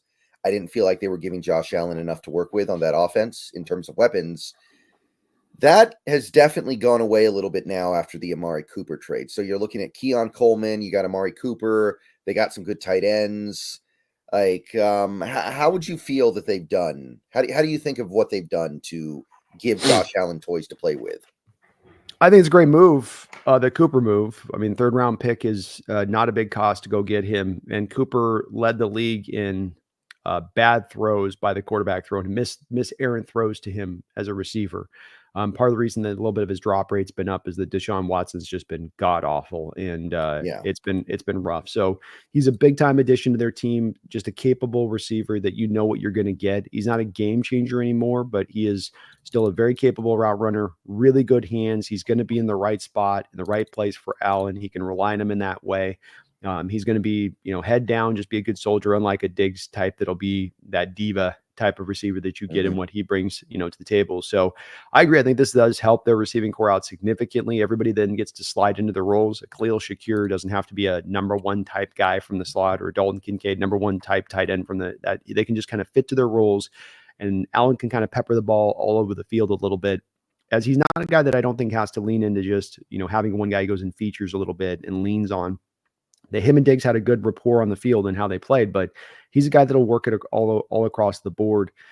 Keon Coleman was a rough receiver coming out. I think that's kind of bared out to that so far here as a player, that he's been okay and solid for them, but he is a little bit of that one trick pony contested catch guy right now, as it sort of stands with them a little bit and how he's built. So, good addition for them. It makes them a lot more dangerous offensively, especially because the running backs don't really scare me. I think Cook is functional, and Ray Davis has certainly been impressive as the Kentucky kid for them as a 1-2 punch. But, Allen's really the guy that scares you here, and you feel like you can, especially with your guys in the back end, you can cover them on that side. It's just you worry about Allen extending plays and, improvising and throwing an 80-yard bomb down after broken coverage when you had things sealed up early on in the play. Yeah, and those tight ends. Apparently, I guess Dawson Knox is actually injured right now. I don't know if he's going to play or not. Have you heard anything about that? I haven't heard an update on Dawson, no. But they got the kid, Dalton Kincaid, been a nice piece for them over the last year plus that he's been in the league. So either way, I think they find a way. Are they a heavy two tight end team, to your knowledge? Not as much. They're more leaning into the 3 wide receiver stuff. I mean, they probably did a little more of the 2 tight end stuff this year with the fact that the receiving core wasn't as strong. But whenever I've turned them on and watched them throughout this year, they seem to be living mostly in the 3, 11 personnel, something like that. Yeah, which is interesting when you think about it. Before the Cooper trade, they didn't really have a lot of receiver talent, but they were still really getting it done with the 3 receiver sets. They are. It's a bit of where Allen's gone to in his game. And, Brendan, we talk about quarterbacks, and people get this at fixed point where it's quarterback comes in rookie year, and is he good or not? We'll give him another year. Okay, by year 2, that's what you got in this guy. If he isn't good by that point, then that's all he'll ever be. That's the quarterback he is. There's no more development to be had. He is done, right? And it's almost the same thing of like, well, Allen's great in the second year. We learned he's really good. That's as good as he's going to be. No, he's going to keep getting better and better as the year goes along. He's going to get better with the stuff above the shoulders. And I think that's what you're getting a little bit from him right now, is an ability that, you'd love to pair him with number 1 wide receivers, but he's a guy that's capable, if you give him a collection of capable targets around him, to now read defenses and make the proper decision, and not just be kind of relying on that athleticism and the gifts that God gave him that made him so good. Let's see, what else is there to really say? I think that covers most of the stuff with this Bills offense. They're good.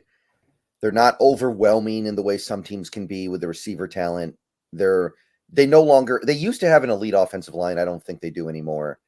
But Yeah. it's still finding ways to get the job done. They've been a team that has survived surprisingly well in the post monster cap hit to the quarterback era of their franchise. Yeah. I mean, they have. It certainly there is some things that is they're making decisions at times with the money standpoint and having to make some tough decisions with the Allen contract. But being the general manager there has navigated um, through that really well, I think, and that they've made some smart moves and decisions to find players where they can. And you got to give Buffalo a lot of respect, Brendan, because it's a bit like the Bengals, where they don't get to deal with all the advantages a lot of these NFL teams get to, especially the big market ones. They're not going to, draw any great free agents. You got to draft that much better. You got to be that much better in your scouting. If you're going to have kind of deal from a little bit of a deficiency on that front, and they have.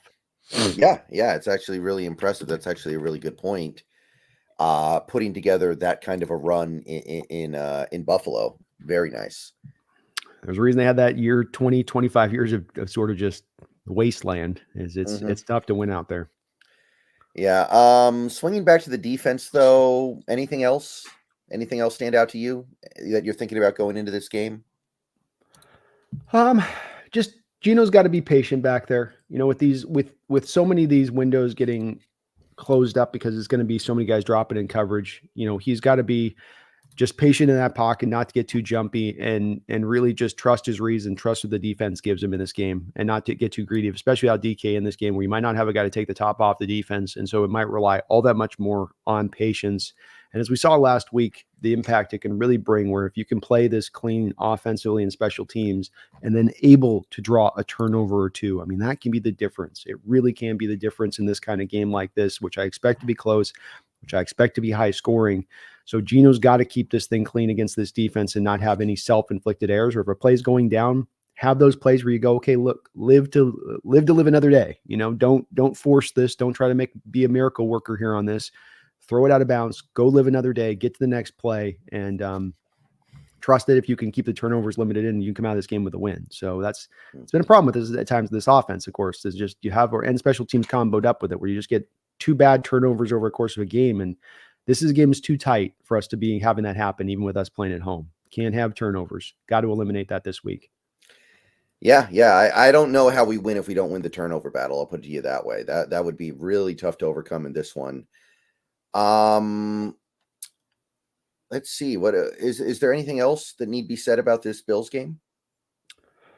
No. I think that just again, you're going to play against Allen. We talked about our defense. I think you're going to see more of the 4-man fronts this week. So if you're looking for this be the week to stack boxes and the press man coverage, and I don't think that you're going to get that this week. I think it is going to be kind of mirroring images on both defenses, where they're going to run 4-man fronts and they're going to drop in zone and they're going to squeeze those windows. And I think we're going to kind of do similar stuff with how we run it out here. And so, it's going to be just a game of both quarterbacks having to be patient, take what the defense gives them, so to speak, and limit the turnovers down. But I'd expect we play it kind of that way, because you don't want to run a lot of man stuff with Allen, because then you're opening the door for the scrambling stuff to go down, right? Yeah. I mean, that's one of the big things that open that door up. And so probably a lot of zone, probably a lot of locking in that point of things in this game, and just keeping it down on that side of it.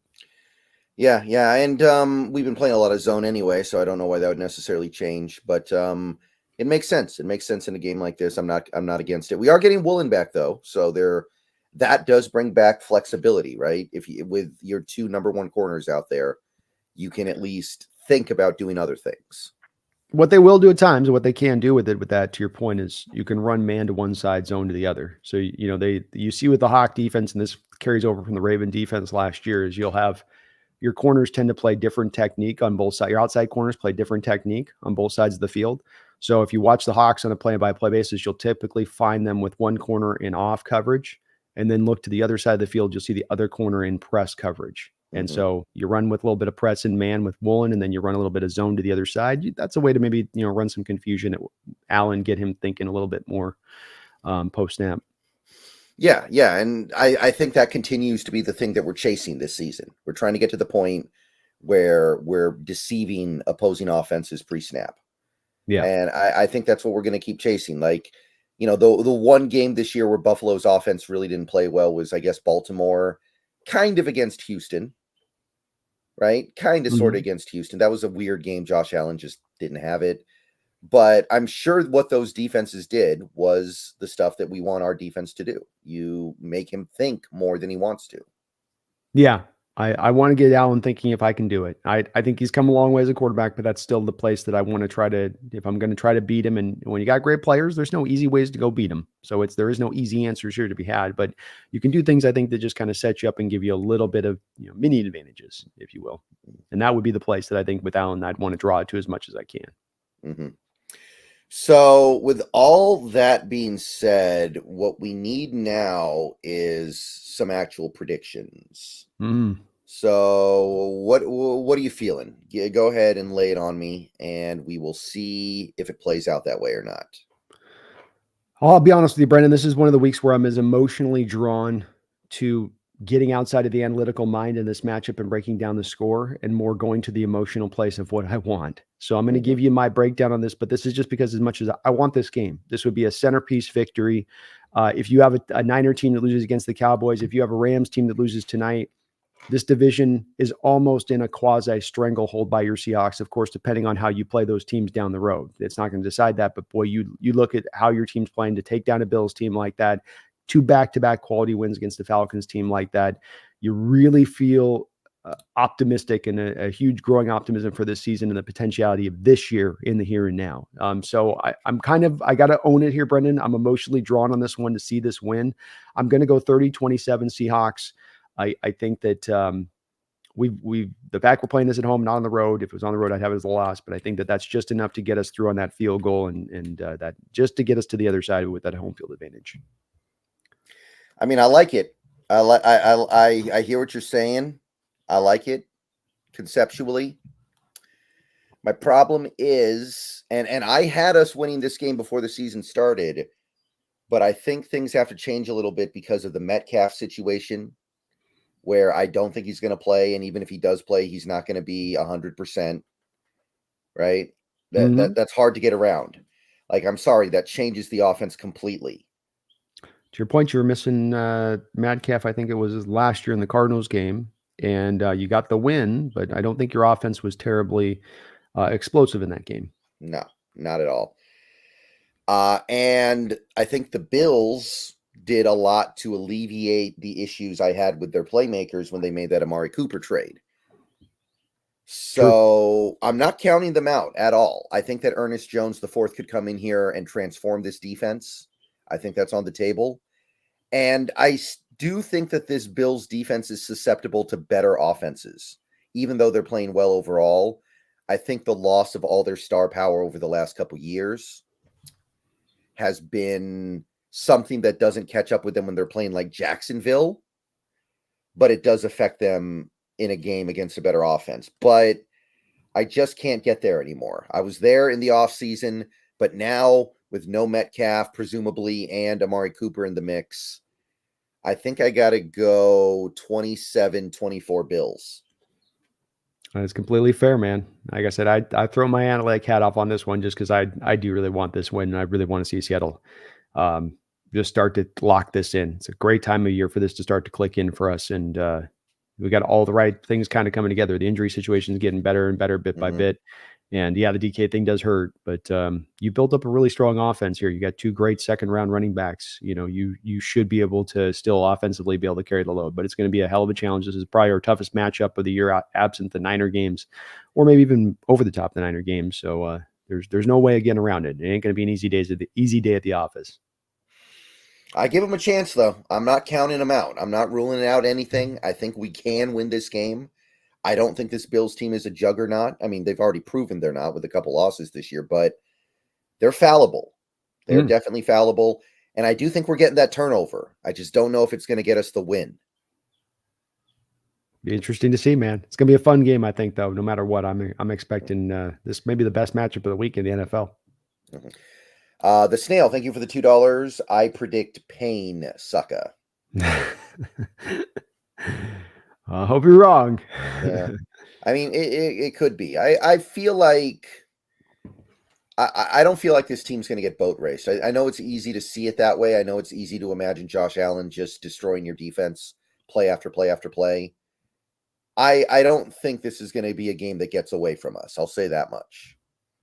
No, I don't think we're as in weekend to state, and we're not playing 3 games in 11 days. I think that definitely hurt us in certain ways, not just from the health standpoint and how fresh we were, but how much you could build a game plan up to be able to attack these teams on a weekly basis. So I think we're going to be in this game even if we lose. We're still going to give them a good fight. Yeah, and I feel like we'll come out of this game feeling pretty decent about this team's future regardless, because I think the Rams will lose tonight. So I think that they're going to be basically out of it. The Cardinals, I don't know who they play this week, but obviously that's not a very good team. That's a team that can win or lose pretty much any game you put in front of them. Yeah. And they play the Dolphins, and Tua's back this week, so that's actually kind of a delicate one. Yeah. You see what I'm saying? If they lose that game, you got the Rams losing, and then the Niners have a tough matchup with the Cowboys. Like that's loser leaves town, isn't it? Like whoever loses that game, just pack it up.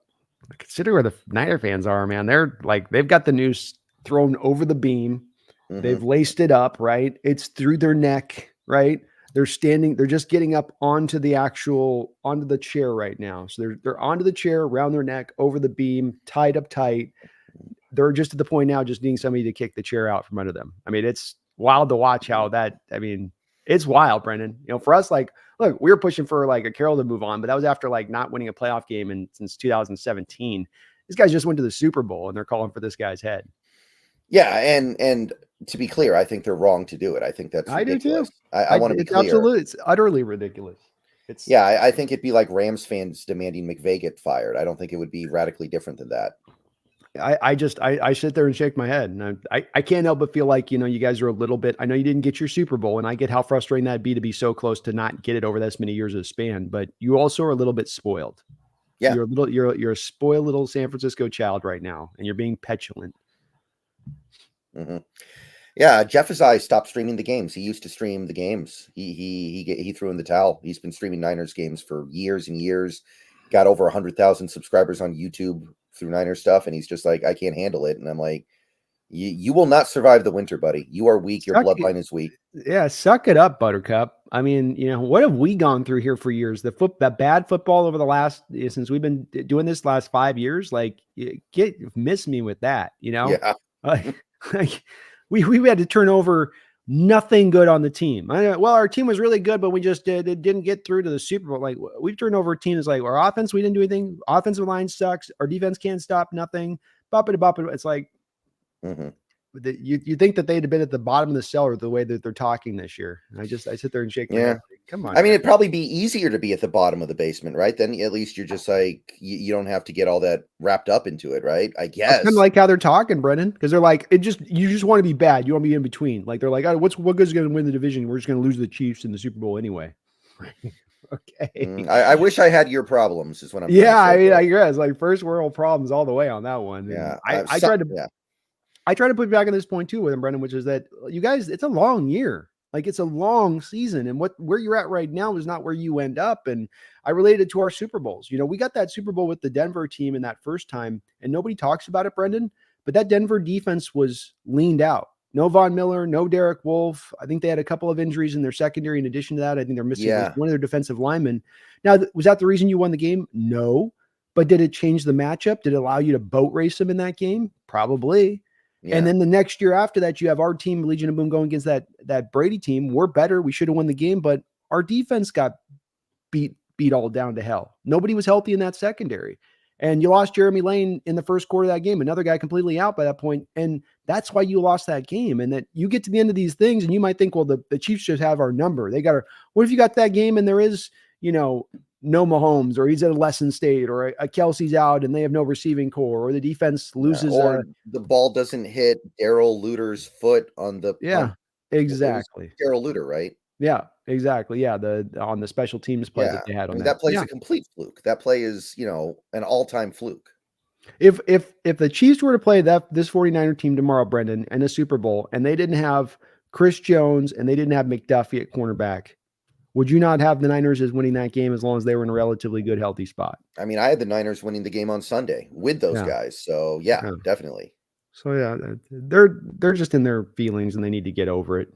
Yeah. What's the Niners guy like on Roundtable? What's his? Dude, he was like literally he was ready to bail on Tuesday, like losing the mind, like almost on this thing where I'm like, bro, like I'm talking the Niner fan off the cliff here on the show. Mhm. I'm like, you guys, this is it's a long year. This is a wide open NFC. Look at the Lions. They just lost Aiden Hutchinson, and they may not have a replacement that they can go find. Certainly not to the equivalency, and that's their whole pass rush. And their secondary is dog water. Well, you think that they're going to be a big, Eagles, like where they're at? Like you guys still are right there in a pole position here, and that does not make me happy to tell you this. Like I'm sitting here, like I don't want to be saying this, but you guys are being ridiculous. Like it's utter ridiculousness. You're having a tough season. Things are going a little bit sideways, but it doesn't mean everything's broken at this point.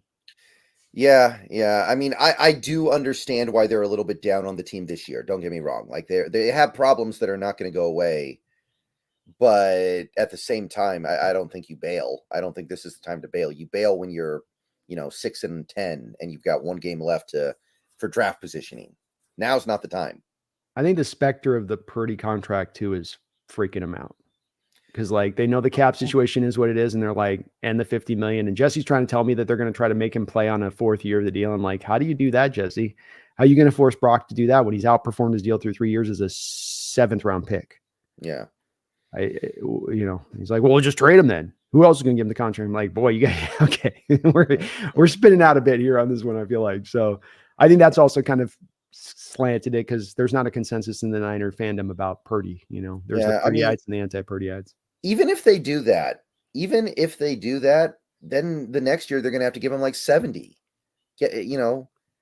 Yeah, he was trying to talk like instead of giving him 55 this year, we'll have to give him 62. And like, instead of giving him, and like, I get the where you go, well, it's only 7 million more from our perspective, but then how do you sell that to Purdy, who's the good soldier who's played on the 7th round pick?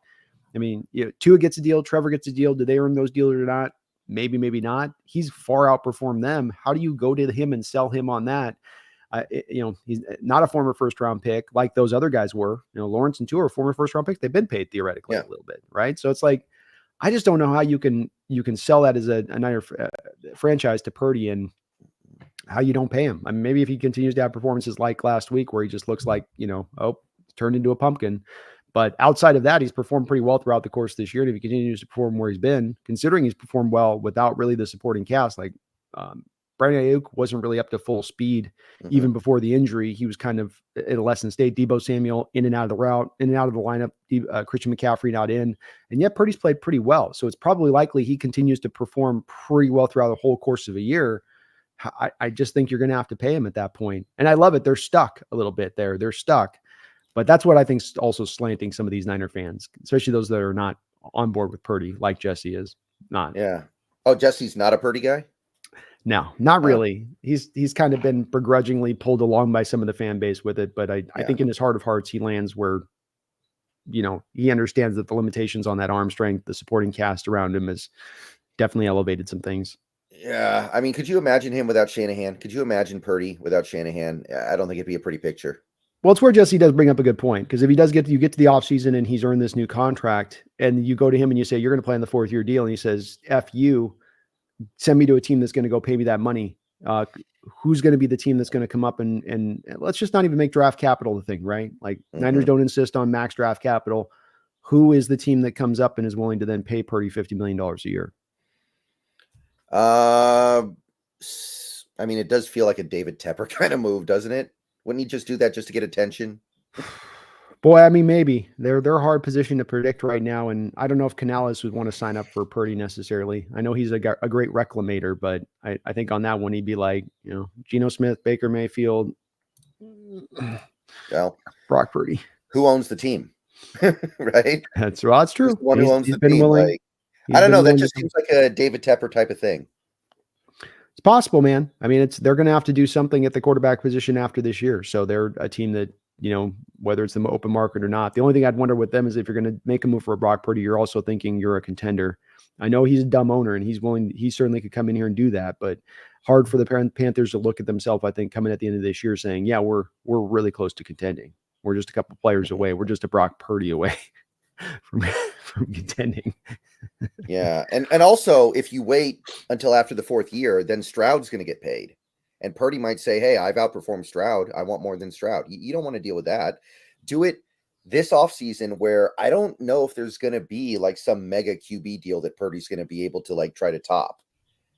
Like, Yeah, who would it be? Would it be no, not Love. Love already got paid. I mean, none of the QBs from the 2021 draft class are going to, or 2022 draft class are going to get anything except for Purdy. Mm-hmm. So it's actually kind of the perfect year.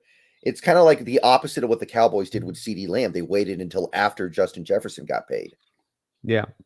No, it's true. No, it's kind of the ideal of year of it. And we don't know if Brock's going to insist on being paid the high amount. I'd imagine he would. I can't understand why he wouldn't. But even if they're paying him to a $45 million deal, if they get him on last year, that's still a crippling deal to them with all of the other contracts that they have on the books. That's not a mid-market deal that they can kind of work around in on that.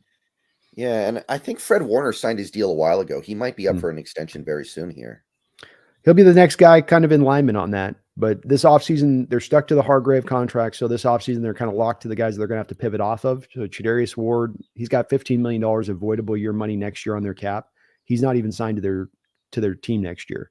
The other guy, their cornerback they have there, the DeMondre Lamar, is playing really well, free agent. They're not going to be able to re-sign him. I guarantee at this point that Deebo Samuel will be gone after this year.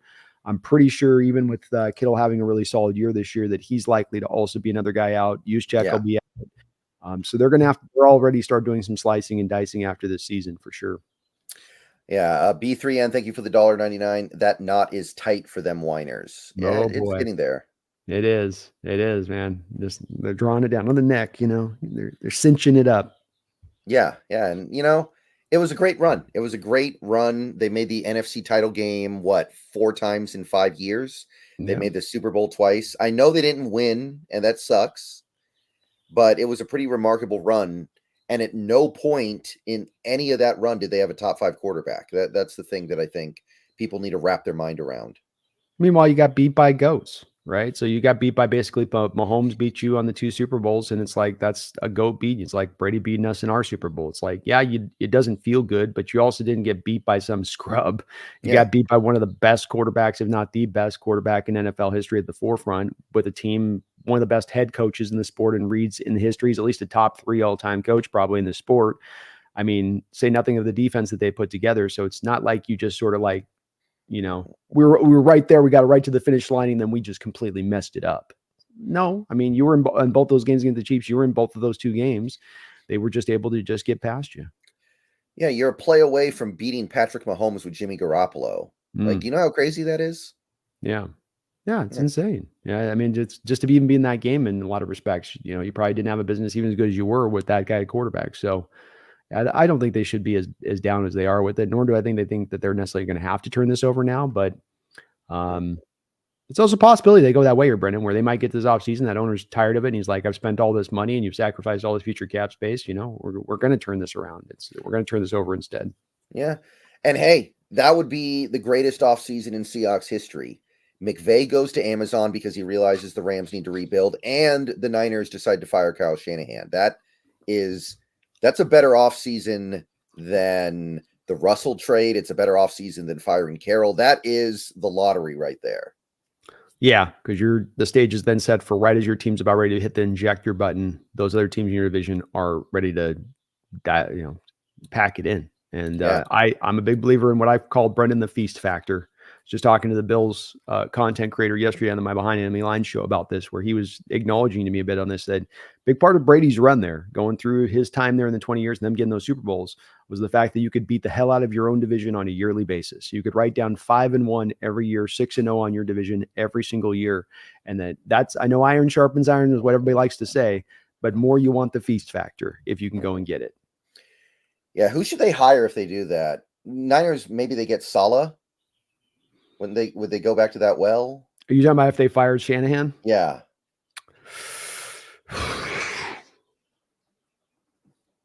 Vrabel? Coach Carroll. Oh boy. Yeah. That's the That's the one that makes way too much sense to happen, doesn't it? It just goes back to California roots. California kid. He's got Niner connections to that organization. Remember, he coached under Bill Walsh there for a short period of time there when he was there for a cup of coffee there with Walsh. So I'm not just, if you're make a guess, and if you're going to move on from Shanahan, right, you can't really pivot, I don't think, to a Saleh. You can't go, we're going to downgrade, right? You, at least from a reputational standpoint, have to appear that you're doing something that's on the level of making a lateral move from one to the other if you're the ownership. Otherwise, why make the change of Shanahan in the first place at that point? Now, you talk about making some Niner fans' heads spin off their top, though. Yeah, and the Rams can go get Jeff Fisher back. Yeah, there we go. There we go. Yeah. Silas, thank you for the $2. Do the Seahawks run mostly a spread offense with 3 to 4 wide receivers? Yep. Very infrequent 2 tight end sets, especially Silas versus the last couple of years with Waldron, where you were a lot more heavier, not only in 2 tight ends, but you went into 3 tight end sets a lot more often. This team is really living in 3 wide, 1 tight end is pretty much where you're seeing them for the most part, by and large, be at. Yeah. So spread concepts and a lot of empty sets this year, 5 wide too, in addition to that. So it's been definitely where Grubbs lived. He's been as advertised on that point. Yeah. And when they do go 2 tight end, it's almost always a running play, which the announcer, I can't remember who we had announcing our game on Sunday. Was it Vilma? That's right.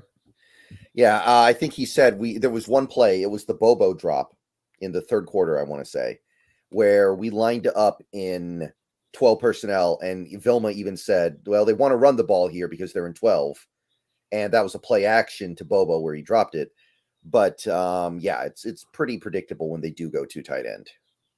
Yeah, especially because they don't run very consistently out of the 3 wide when they run 3 wide. Some of that's when you're trying, you can't go to the edges because you can't trust Lockett and JSN and blocks to the edges. And some is just you're lighter with the personnel, so you don't block as well when you have as much of the lighter personnel. Yeah, and to me, that is the big problem this offense faces. They need to be able to run out of 11 and throw out of 12 sometimes effectively. Mm-hmm. Put it on tape so that the other team has to think about it. Yeah, agreed. Holiest hand grenade, thank you for the $2. What if Niners go after Ben Johnson? I guess that could be the play. I think I'd have a hard time seeing that go down that way, because it wouldn't feel like, to me, if I'm selling that to Niner fans that we've just upgraded, I don't know if I could sell that to them in that way. And Ben Johnson had some pretty bad reported interviews in recent years as well as that. So I can get where there's some connection there that would work, but to me, that wouldn't feel like the kind of move. If you're going to go off Shanahan, you're going to have to go to me more of something that's established than going to something that's a question mark. I don't think that that's where the Niners want to go. And look at the Niners in recent history there too. Before you had Kyle come in there, you tried to go with a question mark on Tom Sula. You tried to go with a bit of a question mark there in Chip Kelly, and it blew up in your face. So I don't think that they would go back down that same road if they were to move off of him. Yeah, I don't think Jim Tom Sula was a question mark. He was just like a blank space. I can't even give him the question mark, man. He was just the dot, not the question mark itself, but just the dot. Yeah. I'm pretty sure they knew exactly what they were going to get with Jim Tom Sula. Yeah, it was a move where they were just, I think they weren't really, the Harbaugh thing just kind of pittered out, and it wasn't a long planned out thing. It was all kind of reactionary. Mm-hmm. Okay, so I think that'll do it for the show tonight. Thank you, everybody, or today. It's not tonight, my bad. Got a fun game tonight going on. And real quick, I want to tell you guys about something I'm doing over on Twitch for the next week. It is Halloween week, the week leading up to Halloween. So I'm going to be playing assorted horror games over there all week starting tomorrow. We have Amanda the Adventurer 2. We have Poppy Playtime Chapter 3, Resident Evil 3 Remake. And then the big one, which we're going to be playing, I think, from Monday through Friday next week, will be the Silent Hill 2 remake. So come check that out. It's nice. That time of year. It's that time of year where you just mess around with random horror games and see if anything can actually scare you anymore. There you go. There you go. They love those jump scares in those games. Yeah, you get to that age and nothing really freaks you out that much anymore, but you try to find something that does.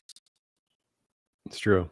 Or VR needs to step up, because that's the one we're really, from a horror genre, would be awesome. They can get that a little bit better. Yeah, I like that. So yeah, thank you, Brandon, for doing this with me. We'll do it again next week. Hopefully we get this Bills win, And then we're talking about throwing some dirt on the LA Rams. Let's do it. Let's do it. Put them away, bro. Put them away. Throw the flower on top of the grave. Yeah, exactly. So I will be seeing you guys later on today. I'll be seeing you, Brandon, next week. And hey, we're back on track. We got the win. We're above 500. We got a road win. We got a big road win. And things feel a little bit better right now. Better things feel possible. So let's be happy for this week. Let's hopefully be more happy next week. And let's remember that this is a marathon, not a sprint. You can lose a 3-game set early in the season.